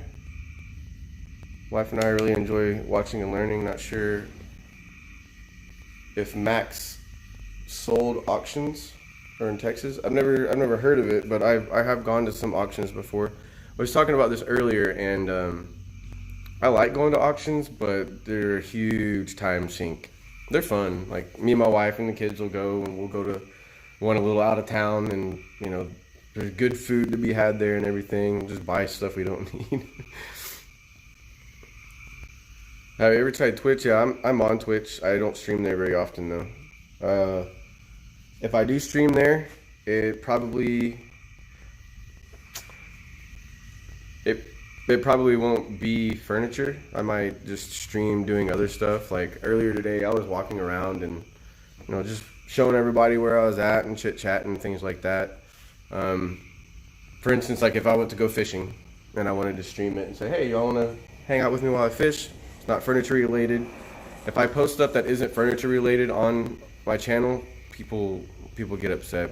I lose like 20 to 60 subscribers when I stream because of all the people that subscribe to me that maybe aren't regulars or whatever, regular viewers and people that tend to join in on the live streams, or I see their comments a lot.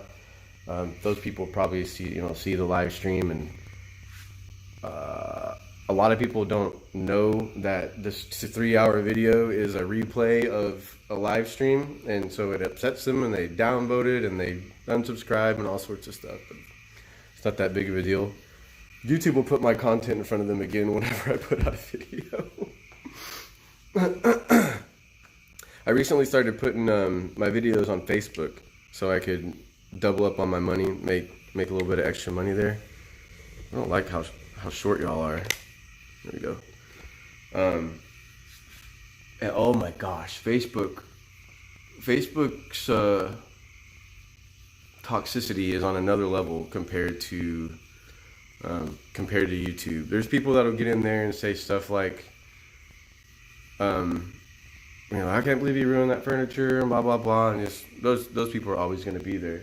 But on Facebook, it was rampant. There was someone that said I should be shot, and all this crazy stuff. So there's people, and here's the thing: there's people that don't like what I'm doing, but they still watch, right?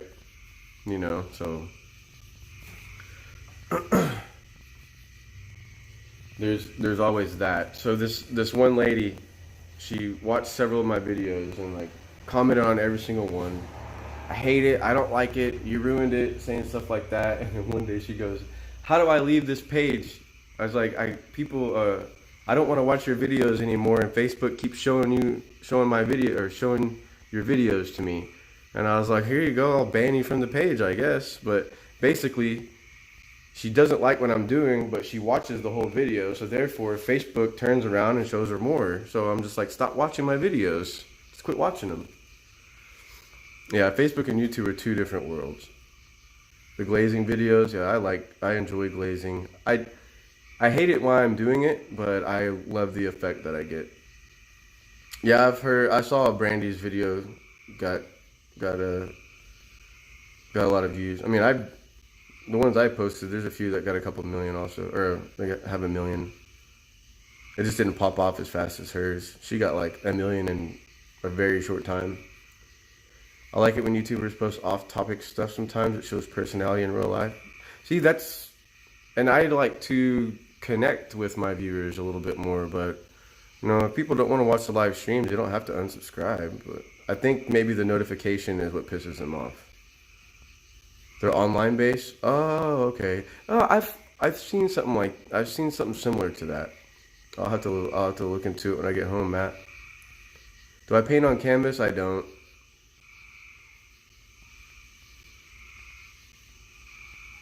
Haters make you famous. I mean, they really do. I get to the point now where I don't even really reply to them that much.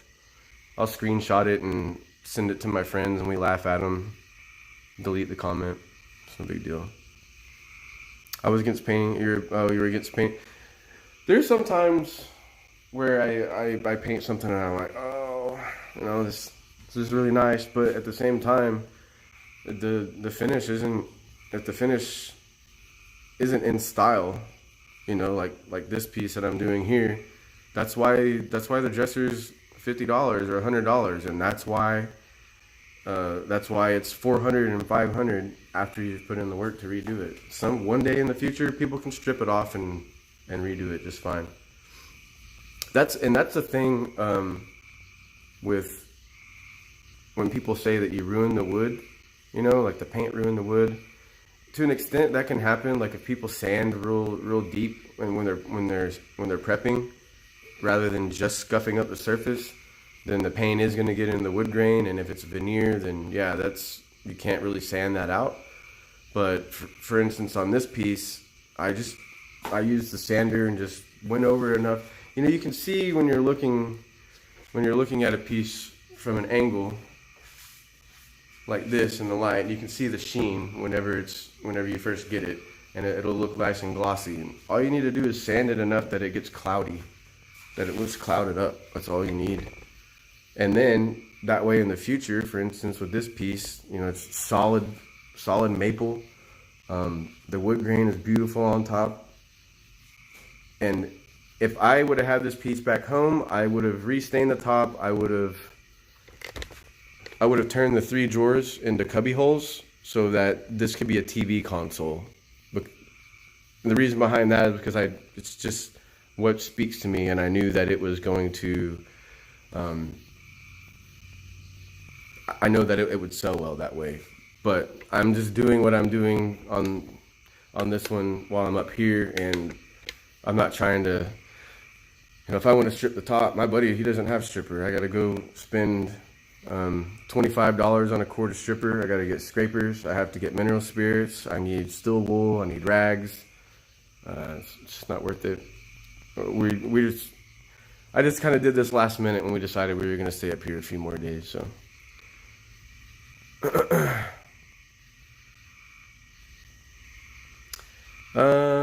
Someone said something up here.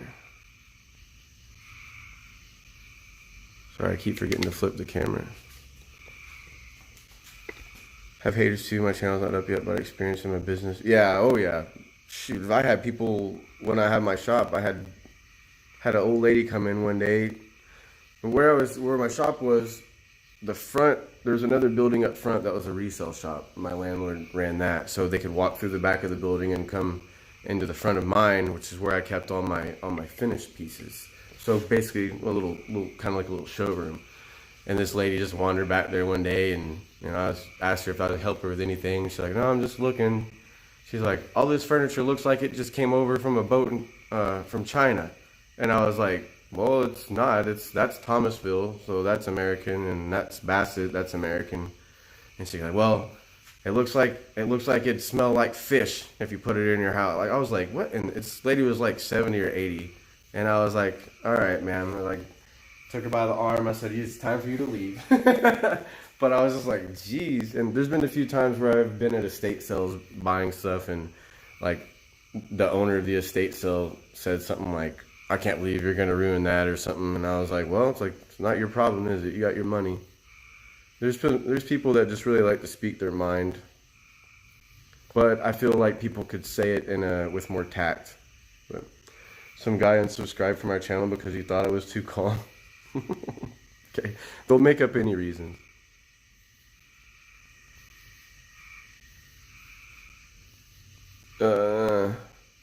Didn't understand that until I got into woodworking and thought all you guys are sanding down to the wood and painting it. Some people are. I mean, some people just go straight down to the wood. They don't know any better. And there's situations where you might have to, like if the finish is, I'm not trying to think. You know how sometimes you have the finish that's brittle or whatever and it's kind of chipping off? A lot of times what I do is I'll sand down and feather it out. I'm not trying to strip the whole top, but that one spot I'll sand down and feather it out so I can paint over it. That area will get paint on it, but if it's solid wood, it's not that big of a deal. Like I said, veneer, yeah, it's a little bit bigger of a deal, but veneer, I might be wrong in thinking this, but I don't feel like veneer getting ruined is that big of a deal compared to solid wood, if that makes any sense. And I feel like the right person that would refinish it in the future would have access to veneer if woodworking is still legal in 50 years. I don't know how that's all gonna go down with the wood prices and all that, and the environment, stuff like that. But the way you said it, go back to wood if you wanted, that's cool. Yeah. How often do you stain the top versus paint it? I feel like I stain the tops of pieces more often than I paint them. I enjoy the two-tone look, and they seem to sell really well. It's also easier for, it's more durable. You know, when people are setting their TVs on top of the paint and stuff, it's gonna get marked up at some point. It's just gonna happen. With the wood top, it's not really gonna happen as easily. But I do it a lot.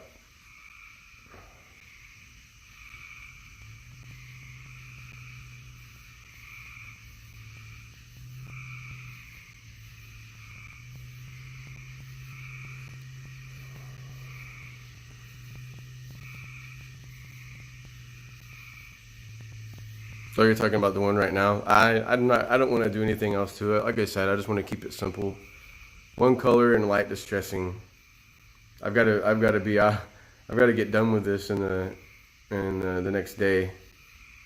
I'm in the Dallas area, Chicano. Yeah, Brandon, you're not supposed to use a 60 grit.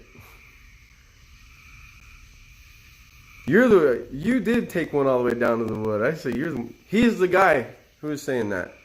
Matt, was it Matt that was saying that? Or Mick? Mick, you need to yell at Brandon. He was taking it down to the wood. Brandon's a part of my Discord community, so we have, like a bunch of chat channels and people that are just learning to paint, or maybe they've painted for a while and just, want to be social in that aspect, get in there and share stuff. Are you from Mesquite? Yeah, I'm in the HEB area. I'm in Illinois now, but for a short time. It's faster. Like the two-tone, but I'm wearing the bleach white wash look. Yeah, I want to do that sometime this year. I remove the top and just top coat the natural wood tone. Seems like those lighter colors are kind of popular. There's a lot of creators that are like video creators that seems like they're doing wood bleaching videos and things like that.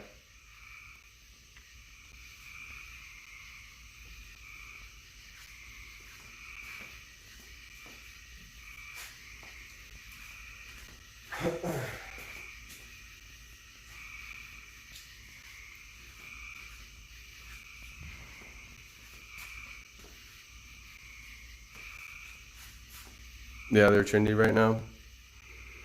It's just like a while back, people got tired of the colonial style, or like the Chippendale style handles that are, like little twisties on the end, and they were removing all those and putting cup handles on because that modern look was more popular than those handles. But I've done it a few times, but I usually just leave the original hardware on.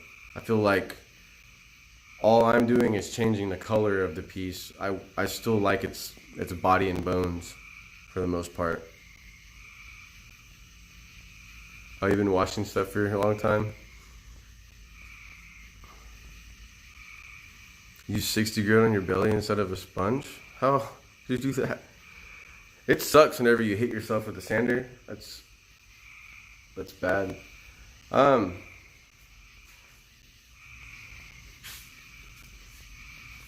I really need to turn this dresser around so that I can get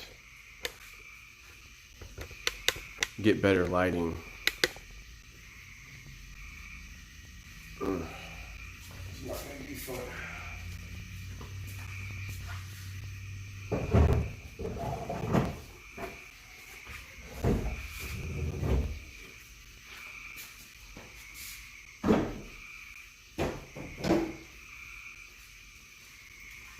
Let's see what my phone is at.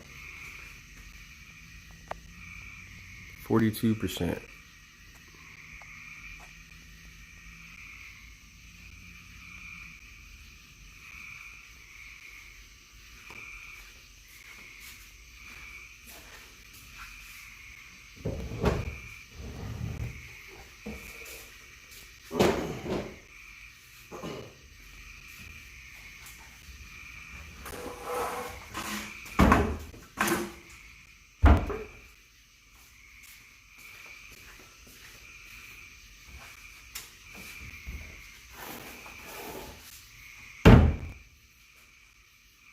He's a little short guy.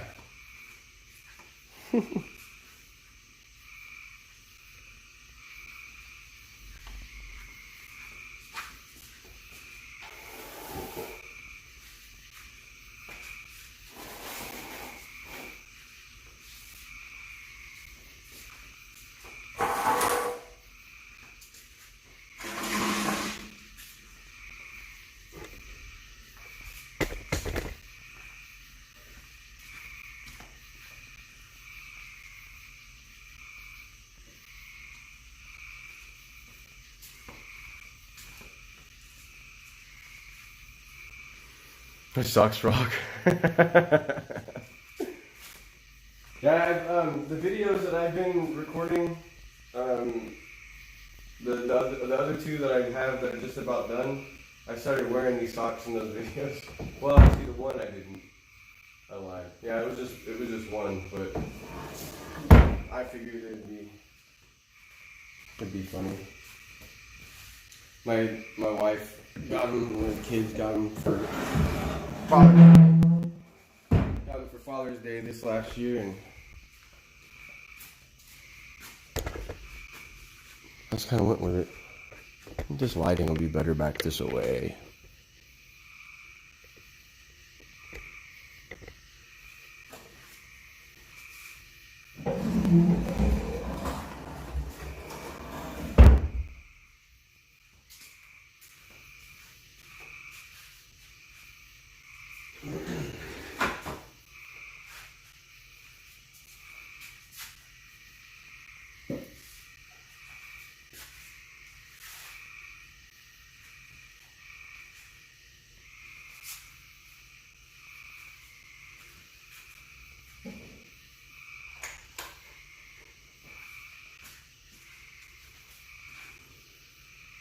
Yeah, looks way better.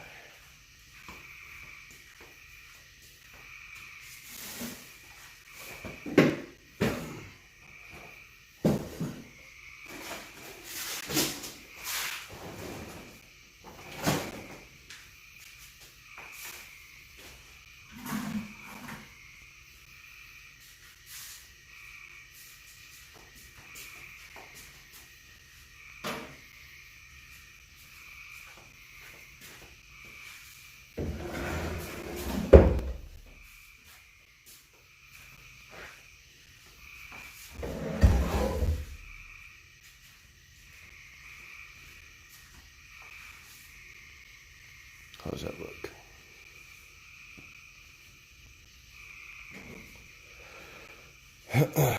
I like your piece, but if you wanted to change the bottom to a different color, how would you do it? What do you mean, like stain it, or if I didn't, if I wanted to paint over this? To be honest, I wouldn't bother trying to restain the bottom. And if you wanted, I'm sorry, I don't really understand your question. Do you mean staining or painting?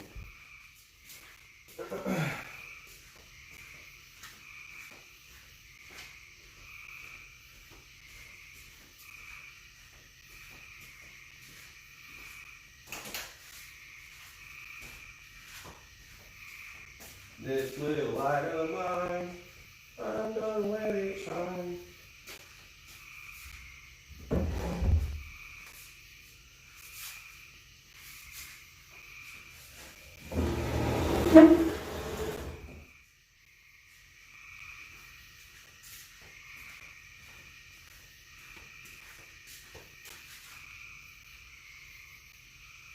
Really weird angle, but that's the best lighting.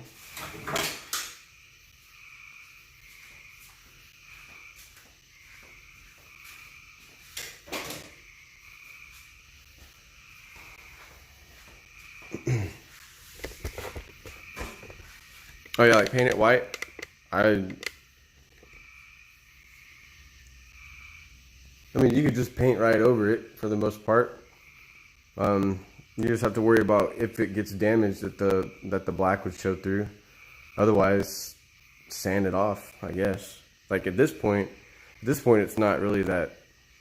It's not fully cured. It'd still be easy to get off, but I've had there were times where I've had a piece for sale and someone was like, "Oh, I like the piece, but I want it this color." I was like, "Okay, well, I'll extra $200 and I'll redo it." And I just paint right over it. Unless they wanted like distressing or something like that, I would just tell them it's not going to be worth it's not going to be worth it's not going to be worth it for you, because it's going to take me too long if I have to strip it, and you're probably not going to want to pay for those labor hours.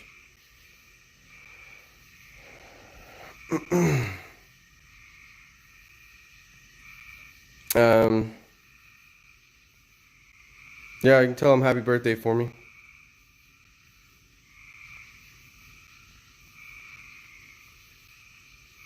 Mm.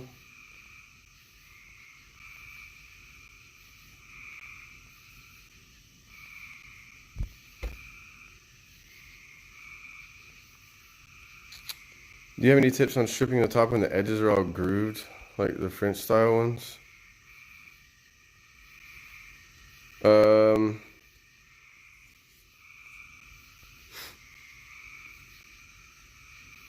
Grooved like carving, like kind of like detailed, like a bunch of bumps and stuff that you can't get the scraper across. Is that what you mean? I know you're busy, man. No worry on responding. I just want to ask your thoughts on flipping and keep colors to a minimum. Example 5, 7 neutral.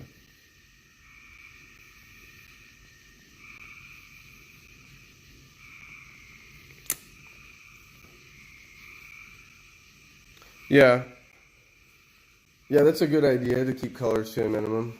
Um, no, I don't mind answering questions either. It's just I might ask you a question back just so I don't spend time addressing things that I don't need to address. You know what I mean?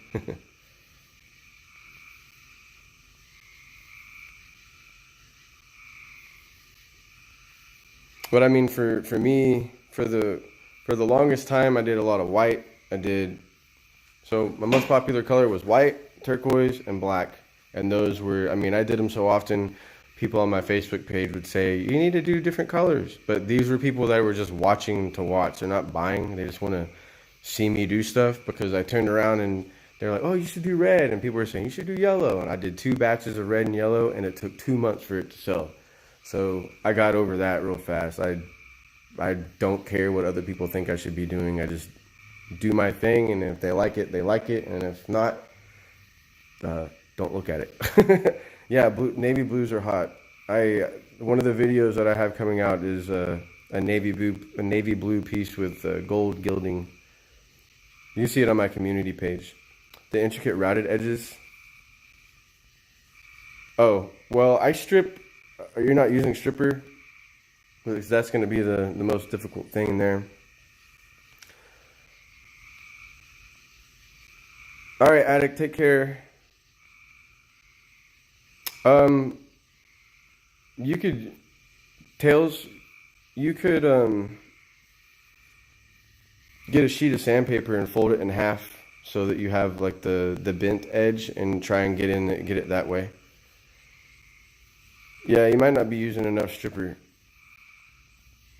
You could always like just apply a little bit more stripper in those little grooves, like try and get it in there a little bit better, and then scrape it. I use the scrapers. I like to use the small ones and turn them sideways. I don't have a scraper, so I can't really. I'll try to illustrate it with my hand here. So you have your edge, right? It's like this. You've got to let's say it's like this, right? And this right here is the where my fingers meet is the problem area where you can't get your sandpaper or scrape it. So what I do is I take the scraper and I turn it on its side and I get in with the corner, and then I turn it like this and I get in with the corner. That's always worked well for me. Steel wool might work too. Sometimes you do have to get in there with steel wool. I would use like coarse steel wool though, and just um, go at it really lightly. I'm gonna see if he had a scraper around here somewhere, and I could just kind of show you better, but I don't think he does.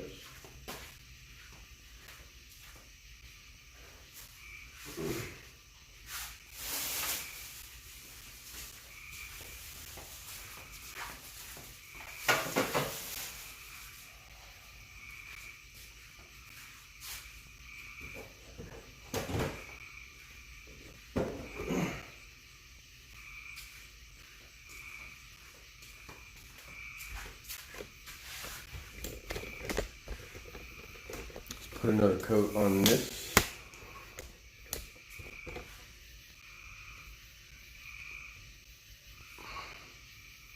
Sandpaper glued on a paint stick. Oh, that sounds like a good tip. orbital sandpaper. I like to use like the detail sander, like the mouse sander. I like using those because they're spade shaped, you know, and at the tip, you get that tip and rub it in there. Yeah, that sounds like a great tip, Mick. Thanks. It looks a lot more gray in this lighting than the way I have it right now.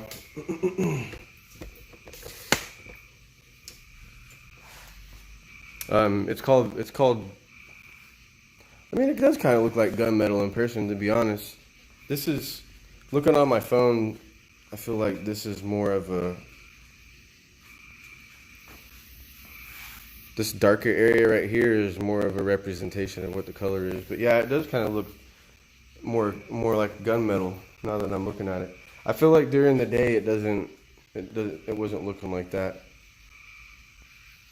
But I also I only had one coat on, so who knows. Yeah, it looks good. It's like a gray and black together.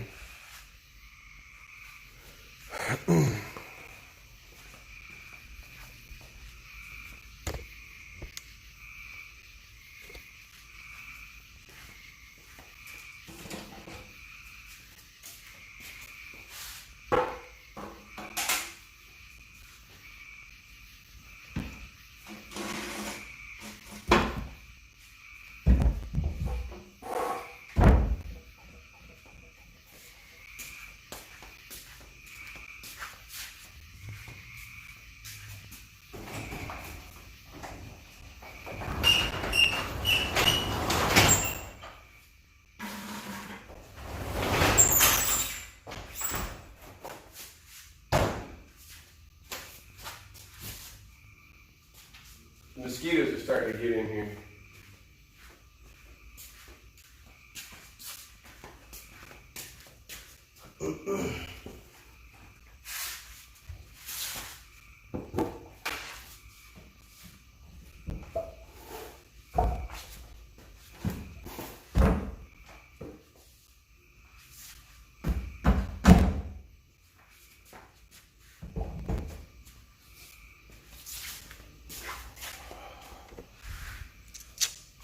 Yeah, like a charcoal.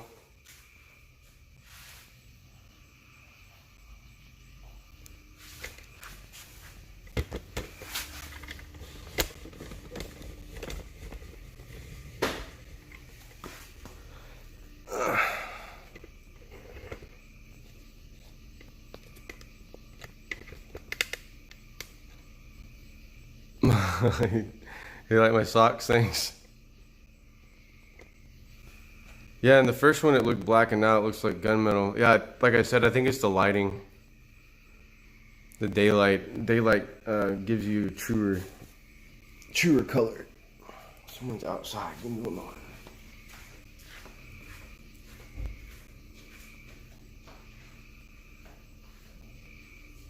Oh, pretty good.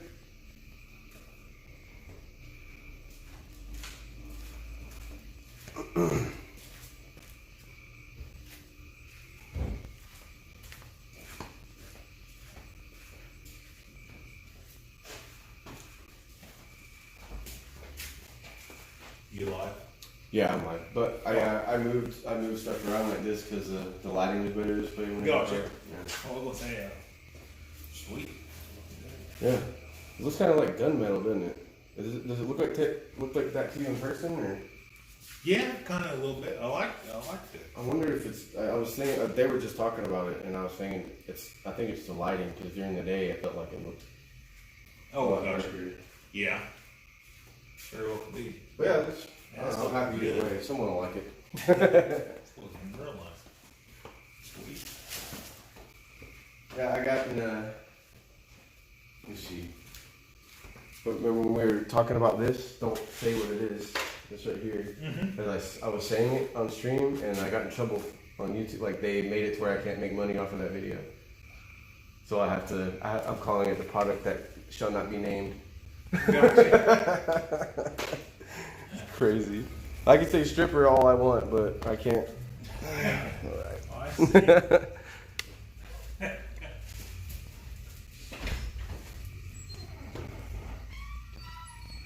Yeah, color does vary a lot by light. There's even situations in my paint booth where I have to be in a certain spot because the daylight um, and the fluorescent light kind of combining together, I guess, and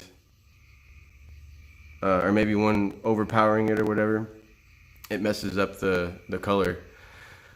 And sometimes I'll have to go into the video and do a little bit of color correction to make sure it matches right. Let's see here.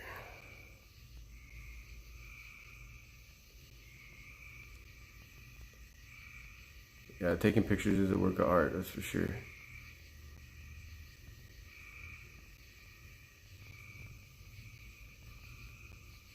Yeah, it's usually fine. With the biggest deal is like when I have people to come look at it, I don't want them to get there and then it be like a different shade that they were expecting.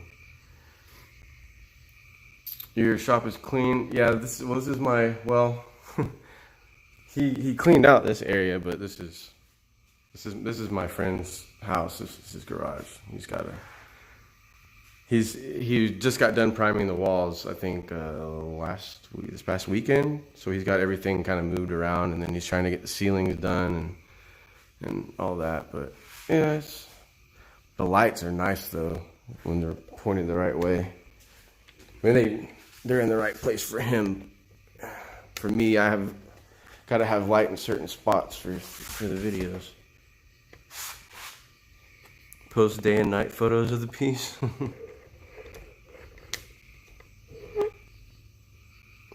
No, I'm just up here visiting on vacation, and I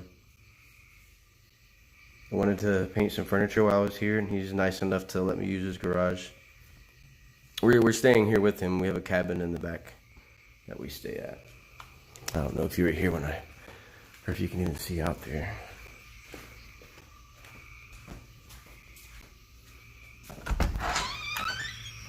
Oh, well, it's pretty black. Can't see anything. There's a cabin over there. You can't really see it.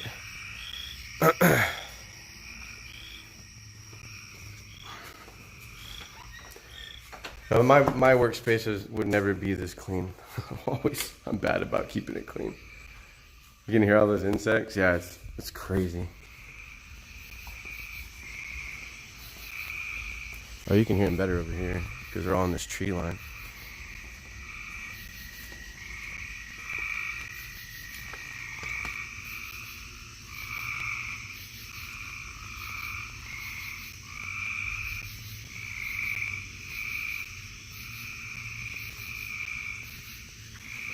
Oh yeah, it's mostly frogs.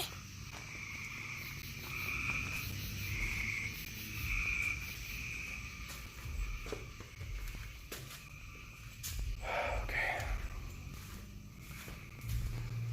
Yeah, they started going nuts right before I started recording or started streaming.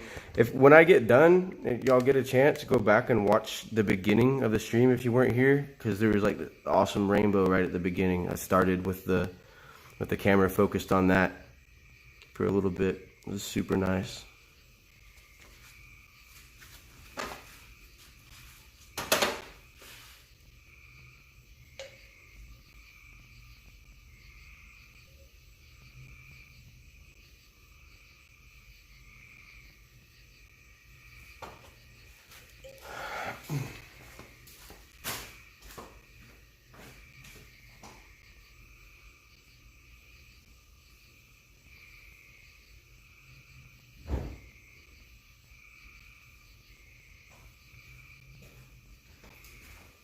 Alright, I think what I'm gonna do is I'm gonna paint this third coat, and by the time that dries, my battery is probably gonna be low or dead. So, and sorry if y'all are new and were expecting me to finish this whole thing in one stream. That's usually what I do, is just stream impromptu.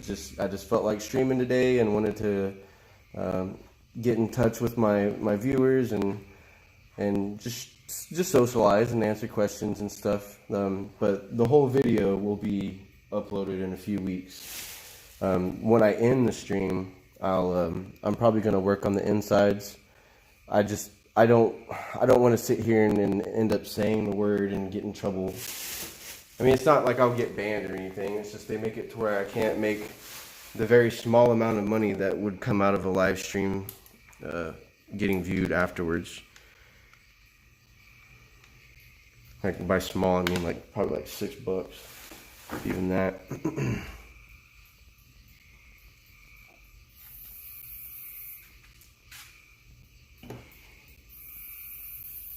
There's a bug in here. What the heck?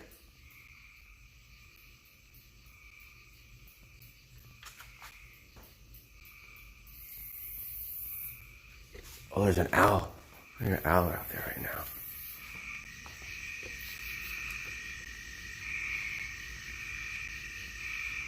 Oh, I don't hear him now. Never mind, I lied. I'm in Illinois. Did you chalk paint that car? No. That's my buddy's Camaro, I think. And he's just always said he was gonna get around to doing it, but I mean it was in here for a while, and then he moved it out there. I guess he needed to put some stuff in here. But so yeah, we'll probably be on for another 30 minutes or so after I finish painting this part, or all this again, add another coat. It's so humid, it's gonna take like 20 or 30 minutes to even be dry to the touch. And so in that time, we can just chat some more, and I'll end the stream once my phone starts to die. I also can't get as much work done whenever I'm streaming because I have to move the camera. I have a second camera I have to move around more, and I read and chat and all that, and I get distracted. Oh, pardon me. Oh, sorry. Pardon me. Coming through.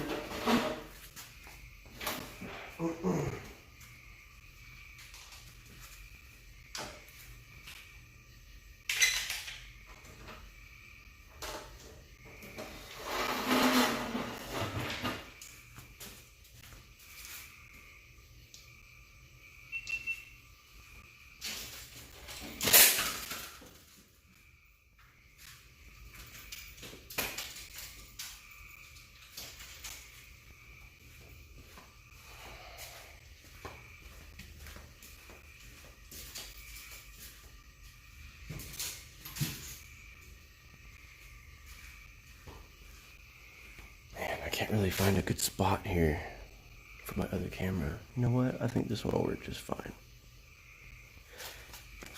Let me read some chat here before I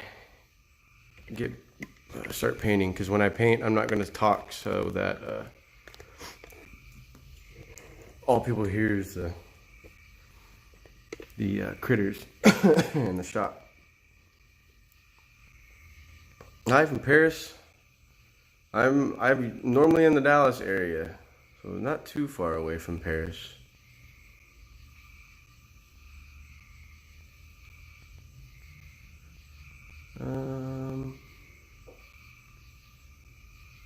Humid in Massachusetts too. That's nuts right now. Hey Wayne, thanks for checking in. Hope to see you around again, and check back in a couple weeks and I'll have the video up. Cut my hair. I'm enjoying being a hippie right now. You leave me alone.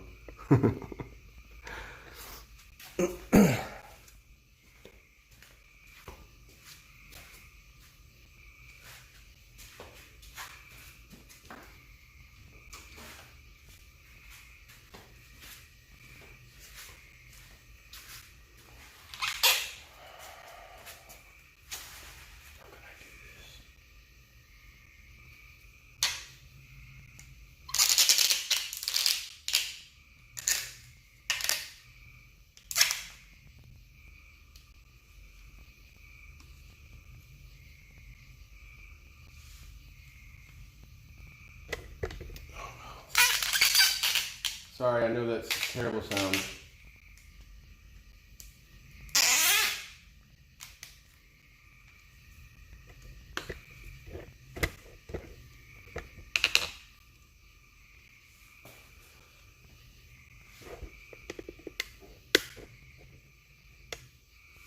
rain dripping.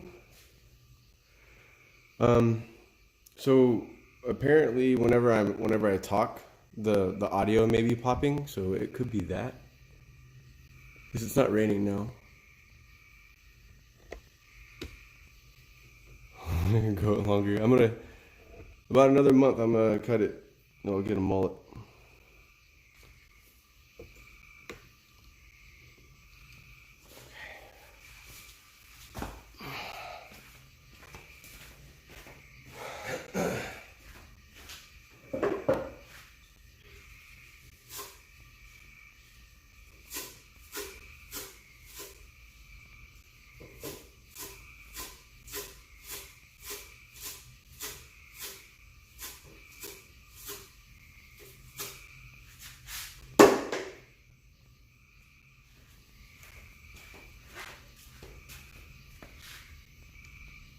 No mullet.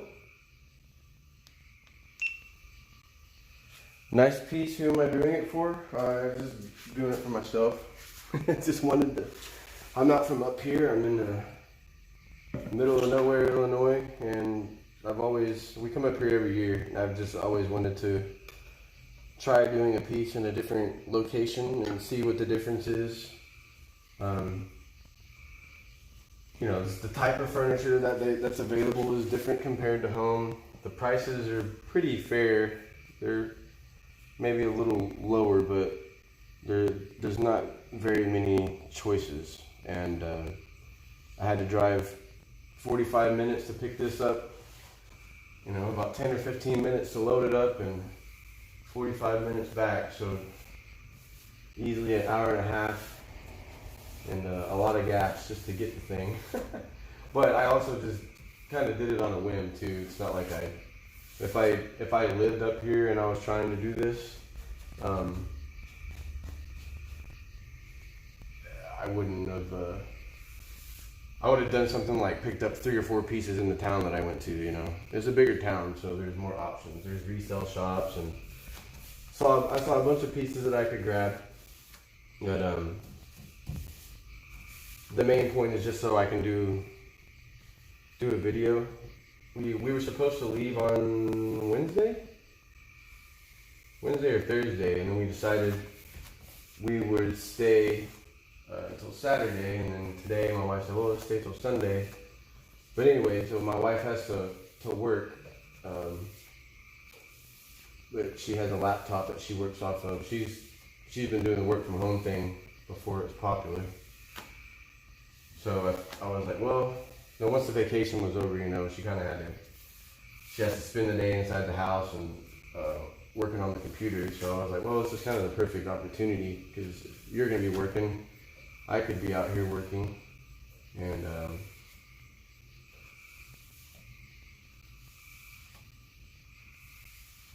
one sec, I'm going to not talk for a moment so I can record this.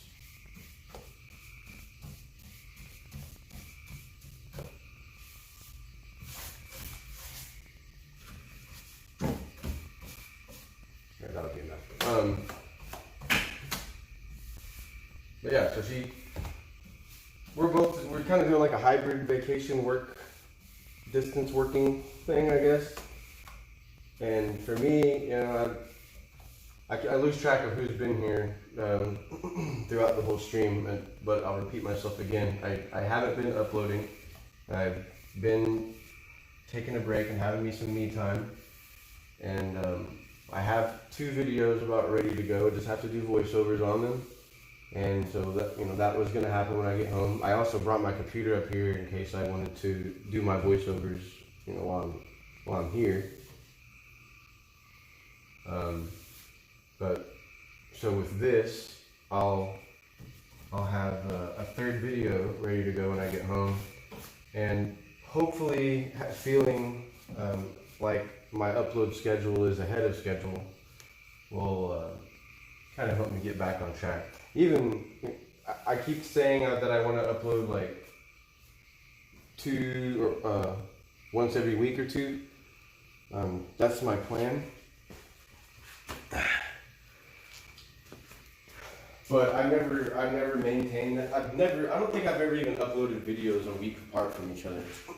Definitely 2 weeks, but the past year, I've pretty much uploaded once a month or two. I think last year in 2020, I uploaded 6 videos. I think that's correct. And that's ridiculous. Other channels upload a lot more. But I've had good success with the videos, and I just haven't really felt the need to upload faster. But I'm starting to realize that what I have is a pretty sweet deal, and I ought to take it a little bit more seriously. As far as slacking off, Does it sound like Chicago? No, this is South Central Illinois. I'm near Vandalia. It's already morning there. I wish it was morning here. Hardwood. What I'm painting, this is maple. Oh.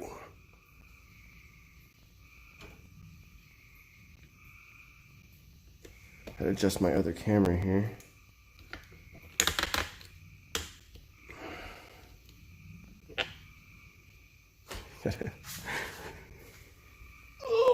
Gotta remove my beer cans from the background so people don't think it's a sponsored video.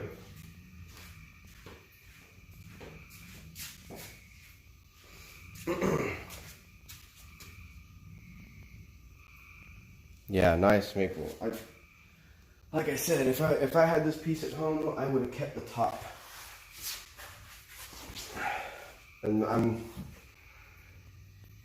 halfway kicking myself over it right now, but not like I wouldn't stain the top here. But after I prepped the top and sanded some scratches out, the scratches were like superficial, like in the top coat, not necessarily in the wood. And when I got done, it looked like I could have just put a top coat right on it then and there, and it would have looked great. But I told myself I was just going to do a solid black piece and not try to do anything too special so this project doesn't take too long. But I don't know, who knows, I might change my mind. There's a little dent right here. And there's other things that I'm doing on this piece that I wouldn't normally do back home. Like I'm really not too worried about brush strokes on this. I'm usually super anal about them. I'm probably gonna get banned for saying that too. They usually bug me a lot. That's a better way to say it. But I'm doing what I can to minimize them. If you notice the top, I don't know if you can really see the brush strokes up there or not. No, I can see them just a little bit in person. But what I like to do to minimize brush strokes on that topic is once I've got all the paint down, it's still wet and everything, right? So I'll use the tip of my brush and just use the tip and just barely put it on there. And I don't know if y'all can see the difference in here and here, but the brush strokes are already thinner, and over here they're a little thick. There's a hair.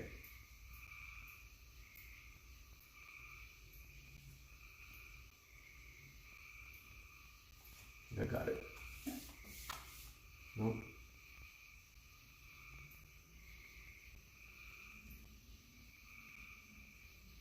Got it that time.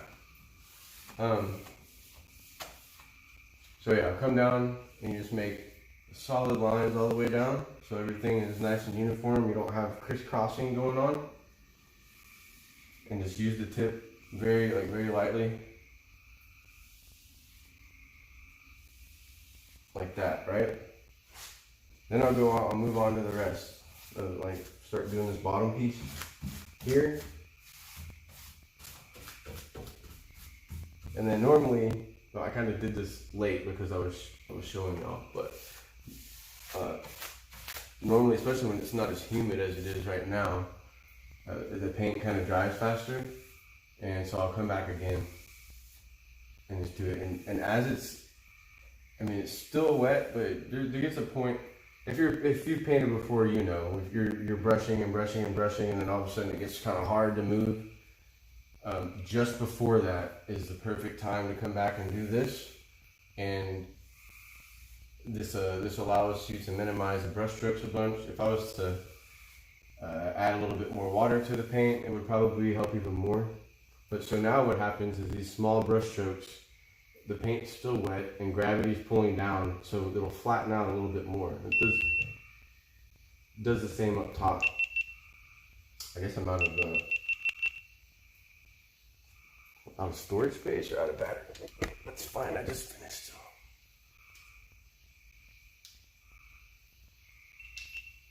I forgot to charge this between the last stream. Oh, I can see my reflection.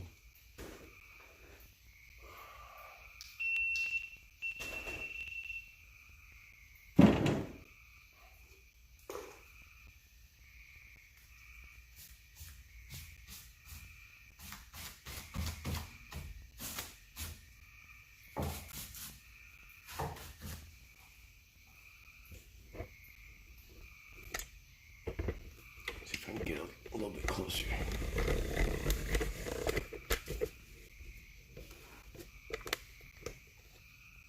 Hi. You can see my. Yeah, you could mist it also. That's what a lot of people see. Like, there's some dents and stuff like right there. Normally, I'd like wood fill that or something when back home, but my buddy doesn't have any wood filler. I didn't think about that, and I'm not driving an hour and a half to go get wood filler. It'll be okay. It's gonna be distressed anyway, so adds character. But yeah, a lot of people that, especially the people that chalk paint, they keep a water mister nearby because that paint dries out a lot faster, and it is very helpful. I don't know if I can show you all the difference in where I just painted. I stopped right here just now, so it should look a little bit more smooth on the left side. I don't know if it really shows up on camera or not.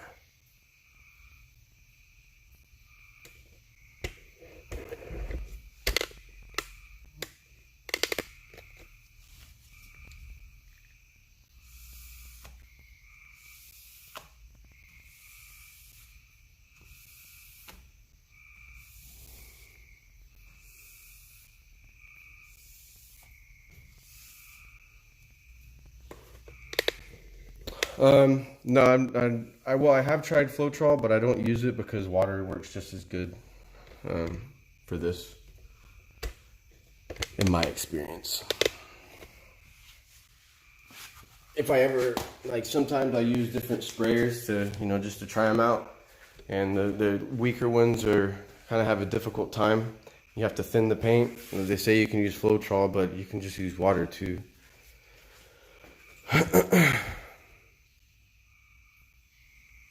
Some people take the detail at the bottom to modernize it. Oh, to modernize it. Yeah, there's a lot of people lately that are taking the legs off and then like stuff like that, and then just put a board across on each side and add legs, like bigger legs and more modern looking legs. That's a really popular trend right now too. Do you have a price that you want to get for this in your head already?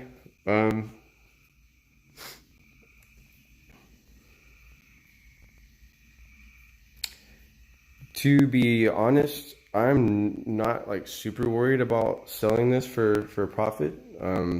My main intention was to kind of get some experience in painting in a different area, and my second intention is to create a YouTube video, just get some work done.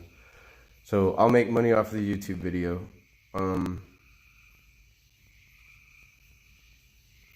I'll probably sell this for like $350. That's probably just what the market's going to demand here. I'll probably put it up for $450, but I'll take $350. And then I'm going to be gone. I doubt it's going to sell before I leave on Sunday. So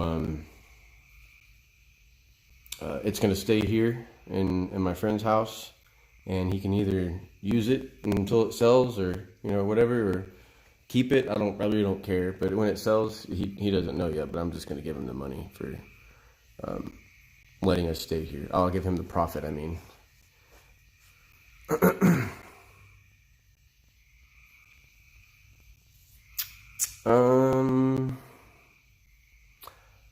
Let's see.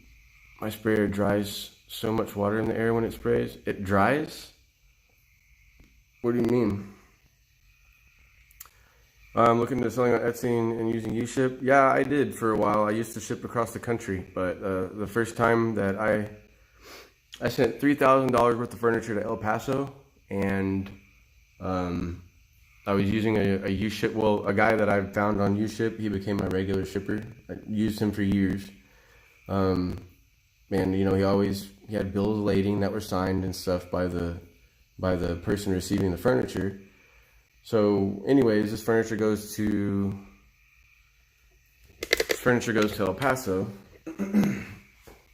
and a day after it arrived there, he dropped it off and all that stuff, I get a PayPal claim, and this is from an Etsy purchase, right? And because I used a shipper that, you just use a bill of lading for your proof of delivery, it didn't fall under seller protection.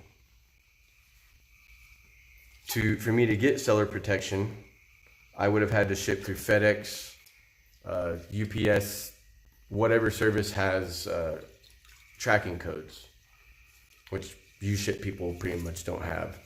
So you have to use the expensive shippers to send your stuff off if you want to be protected.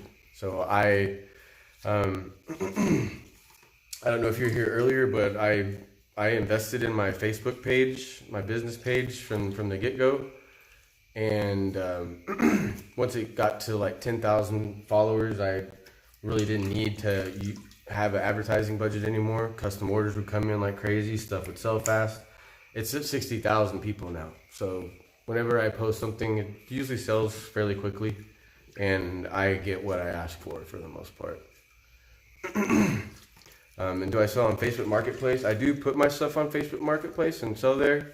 But for instance, what I was just talking about, selling on my business page, I don't have to deal with the tire kickers and there's a few tire kickers, let me ask my husband, that type of thing. That just happened to me with this piece. Actually, I had somebody that was, I don't want to talk on it too much because I don't know if they're watching, but they said they wanted it. They weren't too far away here in Illinois, and I thought I was going to be able to do a custom order. It was going to be, they wanted it white and glazed with a stain top, so I told them 500 because I'm going to have to get more stuff and do a little bit more work.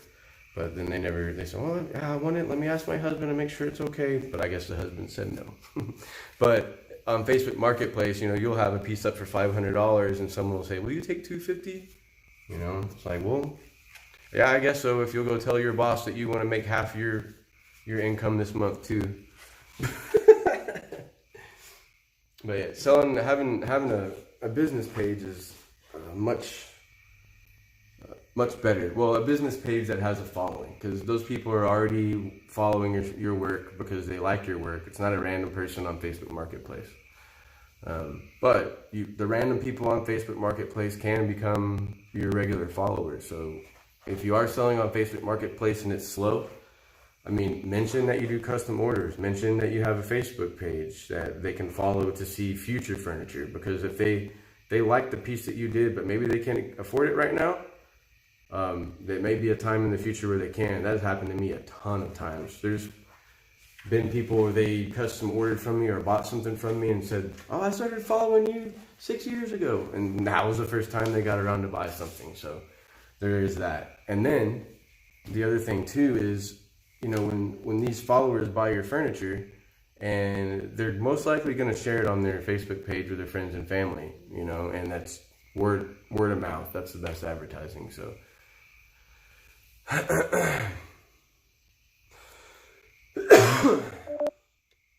15% on the battery. There, Brandon, I didn't let me know what you're talking about with that. because I didn't know. Your sprayer dries so much water in the air. So are you saying you're losing moisture from your paint and it's like already dry whenever it hits the surface or something? That usually only happens in hot weather.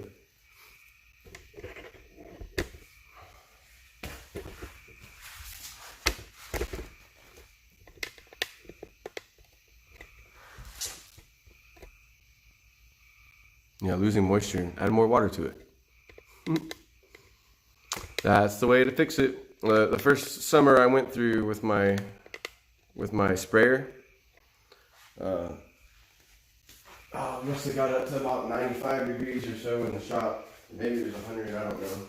But I went to shoot the paint, and when it landed on the dresser, it was like, I don't know how to explain it, like stucco, like popcorn ceiling texture, that type of thing. And so I didn't know what to do. So I just kind of thought about it, and then I was like, well, the air is so hot that it's evaporating the water midair. So I'm just gonna add more water. And when it got up, there's points where it got up to 115 in there, and at that point I would add cold water. So yeah, add water, Brandon. Not a lot. Experiment with it. I don't know what size cup you're using, but add a very small amount of water.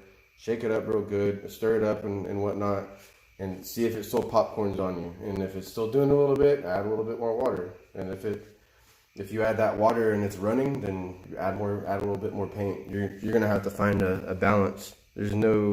I can't give you any specific ratio because it all depends on what your heat and your humidity is.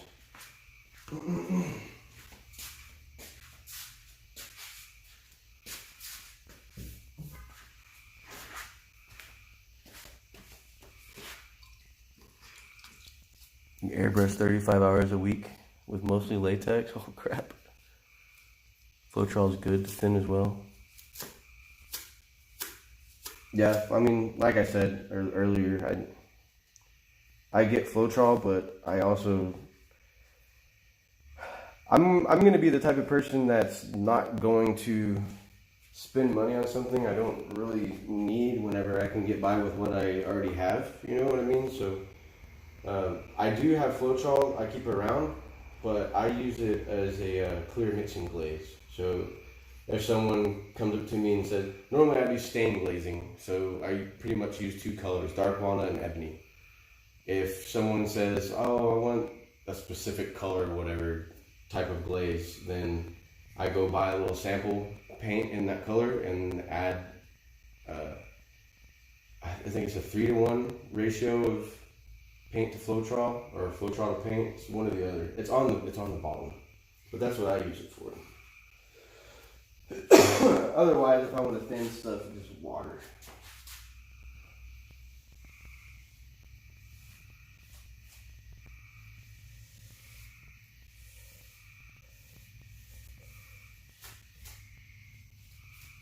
There may be something I'm missing though. You might know something I don't know about it. Is there any benefit to using Floetrol over water specifically? Does it work better, you feel?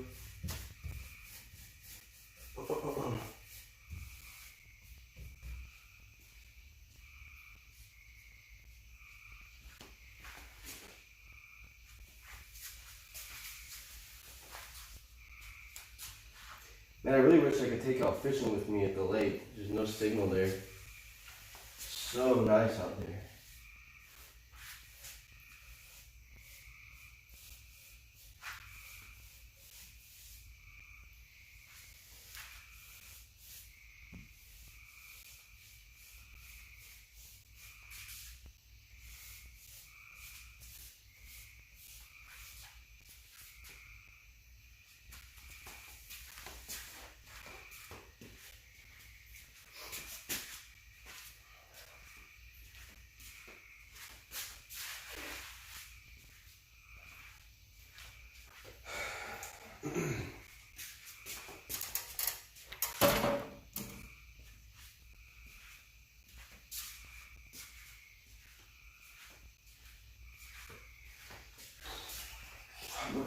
battery pack so I can try and plug in my phone before it dies while I'm trying to finish this last coat.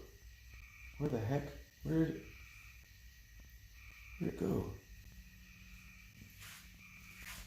Did any of y'all see me move it earlier? Like a big white battery block that's like this big, about like that.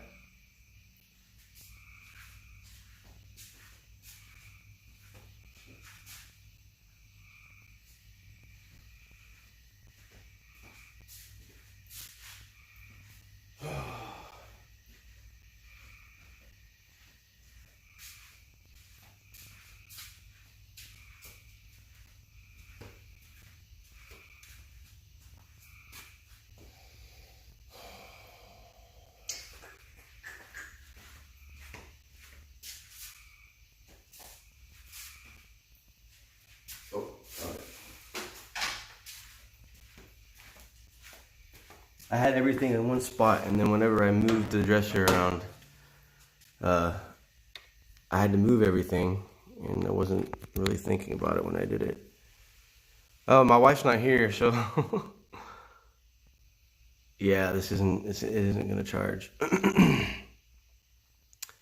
It's all right. It's at 15%, so oh, whoops, it's 12.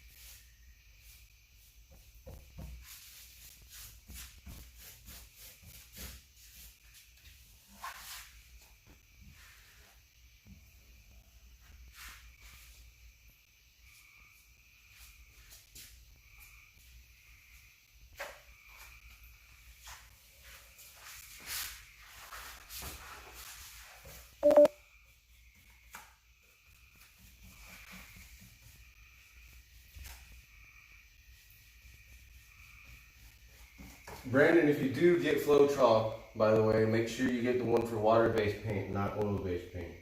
There's a difference. The plastic bottle is for water-based paint, and I believe in a metal can, kind of like a stripper can, is the oil-based.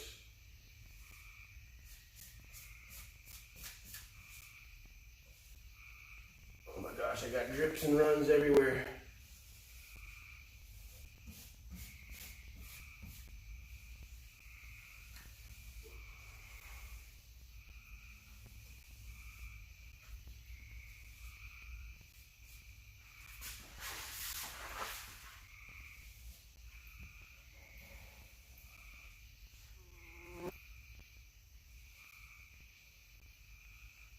There's a mosquito flying around me somewhere and it's driving me crazy. It's going wing.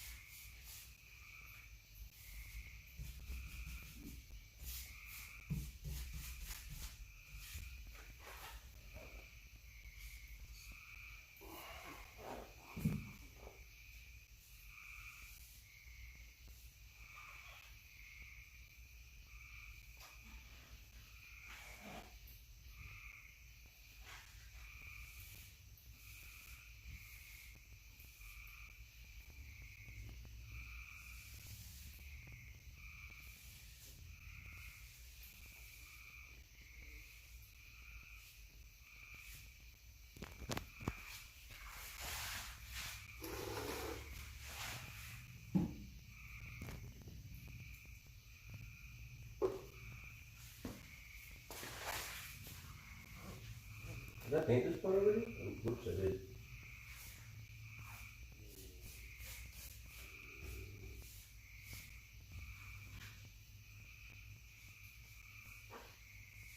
I don't know what my battery's at right now, but if the stream goes down,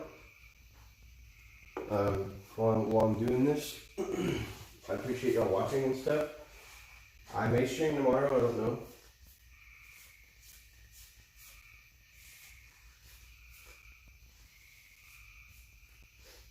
What I could probably do is maybe stream for like an hour and just talk a little bit, do the distressing. I don't know if I'll stream doing the poly, doing the top coat, because I don't know, I feel like that's a lot of, I feel like I'm just gonna apply it and then we're gonna have to sit around for 30 minutes and then apply it and sit around for 30 minutes. I don't think that'll be very enjoyable.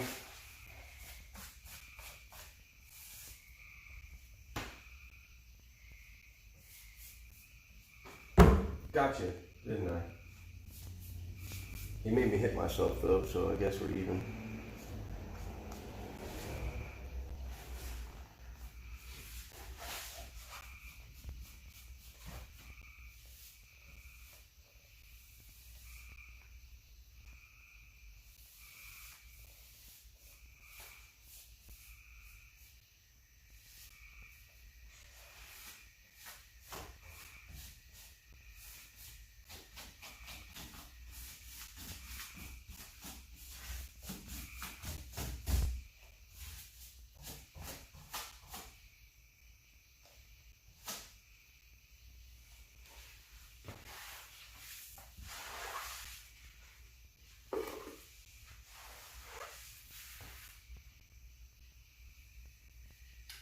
I need one of those, what do they call them? The little dollies that you slide under, like you lay down and slide under a car. A car dolly? What's it called? It's not a doubt. I'm calling it the wrong thing. But if I just had one of those to sit on and scoot around, it'd be nice. It wouldn't work in my paint booth because there's always stuff on the ground. So this is.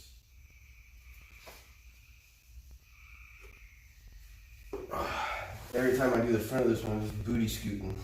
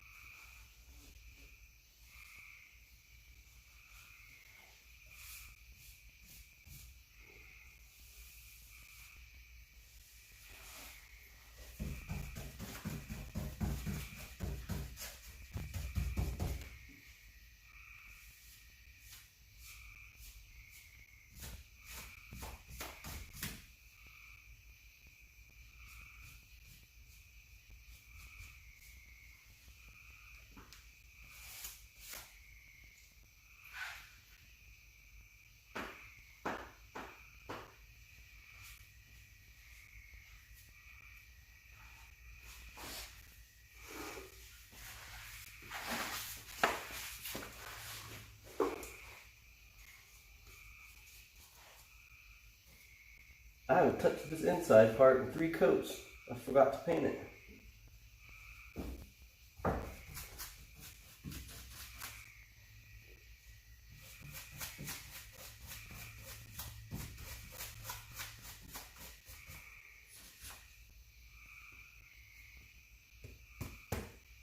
What do you think?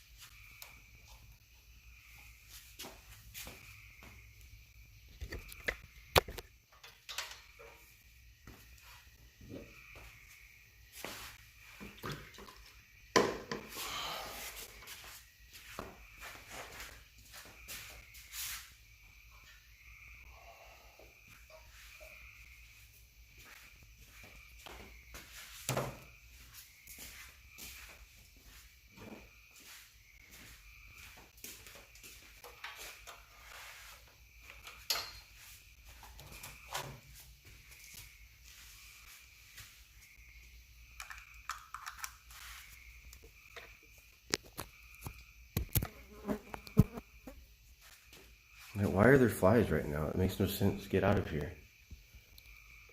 The one thing you have to land on is the camera, so everybody has to hear.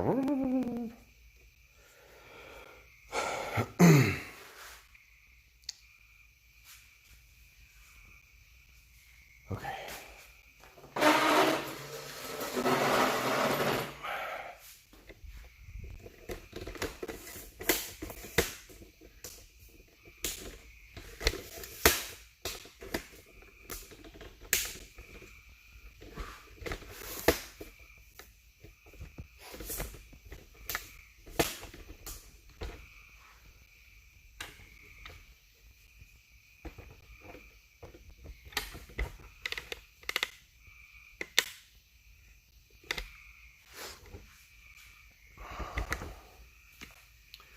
All right, let me catch up with chat here.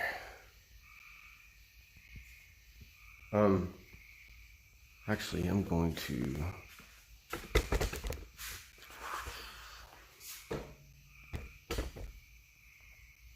I need to shave. It's at 4%, so.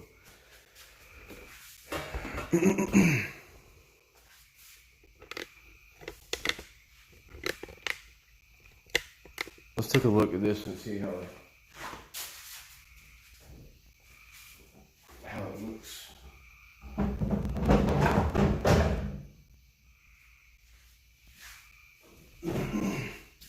I just really like the grain on the drawers. Like, oh shoot, I'm up here. You know, looks real nice. So I've been thinking doing this.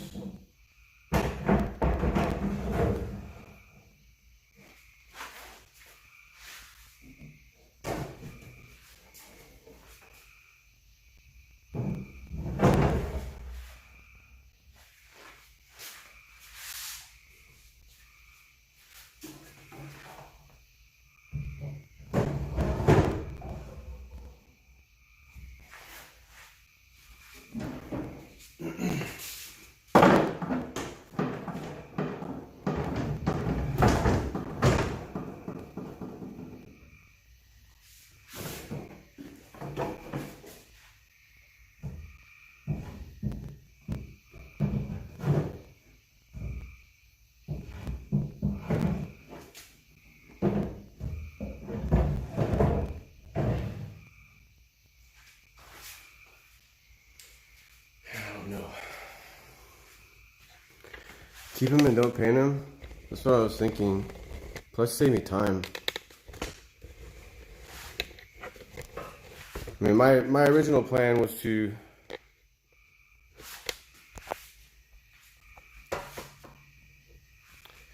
My original plan was to like distress just lightly around the edges, because with this color of wood under black, it kind of looks gold. It's a real good contrast.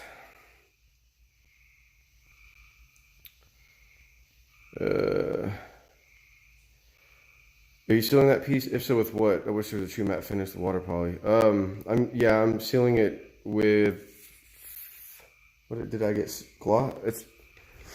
I'm using polyacrylic. Semi-gloss, I think? Yeah, semi-gloss. I like semi-gloss. I used to use satin exclusively for like 3 years, and then one day I used semi-gloss, and I was like, oh my gosh. It sold faster, and people just liked it. I've never even used a matte finish poly. So y'all think it looks good with the drawer? Like, keep the drawers that color? Of course, this is gonna be painted black.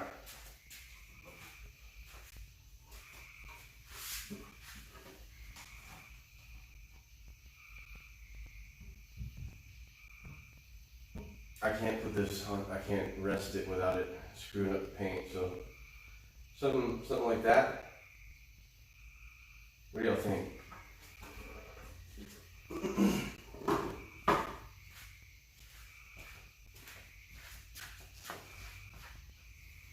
They're not shiny. Yeah, I've seen people say that in my Facebook group.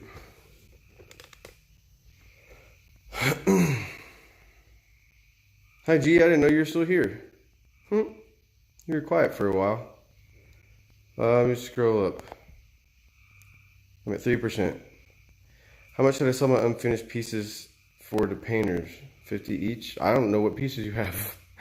I mean, I would sell them for at least what you bought them for. Why not try and sell them for a profit? Why would you sell it to painters? You might be able to sell it to someone that just wants it.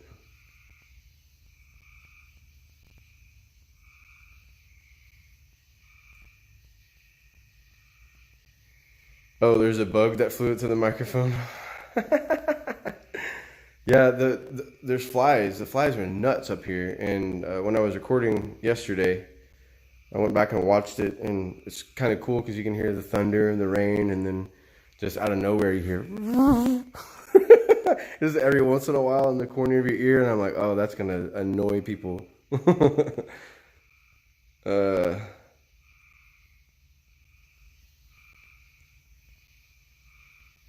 do, do, do, do.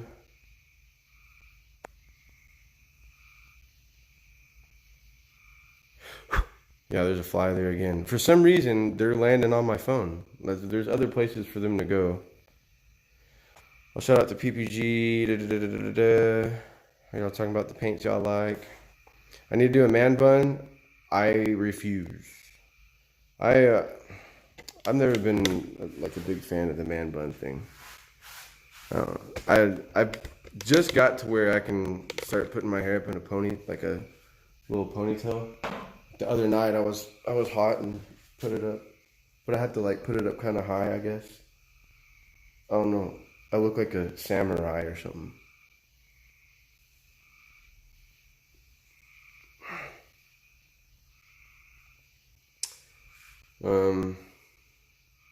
Very nice looking. You think it'll sell faster?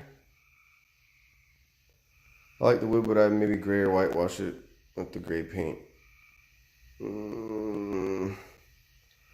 don't think the people up here are, like I said, painted furniture isn't too big of a big deal up here. And I don't know. I don't know how well that would go over. Keep the wood look for sure. Someone else earlier was wanting me to whitewash the top. The other thing too is I don't want to have to go get anything else. A trip to go get paint or any supplies like that is an hour and a half round trip. So,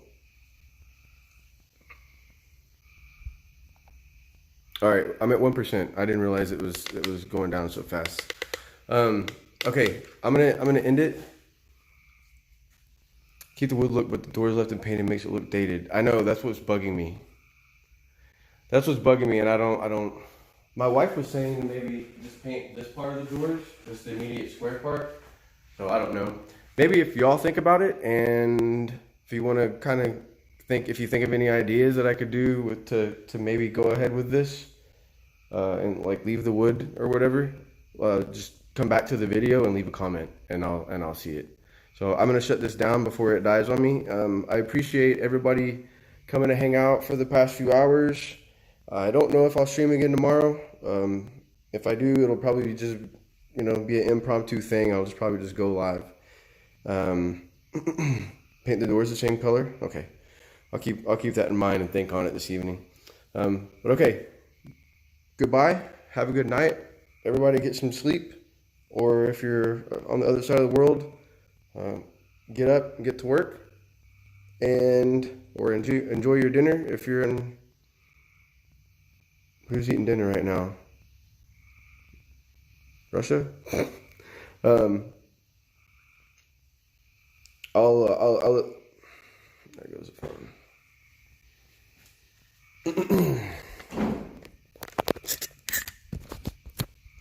And it still shows me as being live, so I just went live again in hopes to end that stream. So I'm gonna leave this on for like 1 minute. Hopefully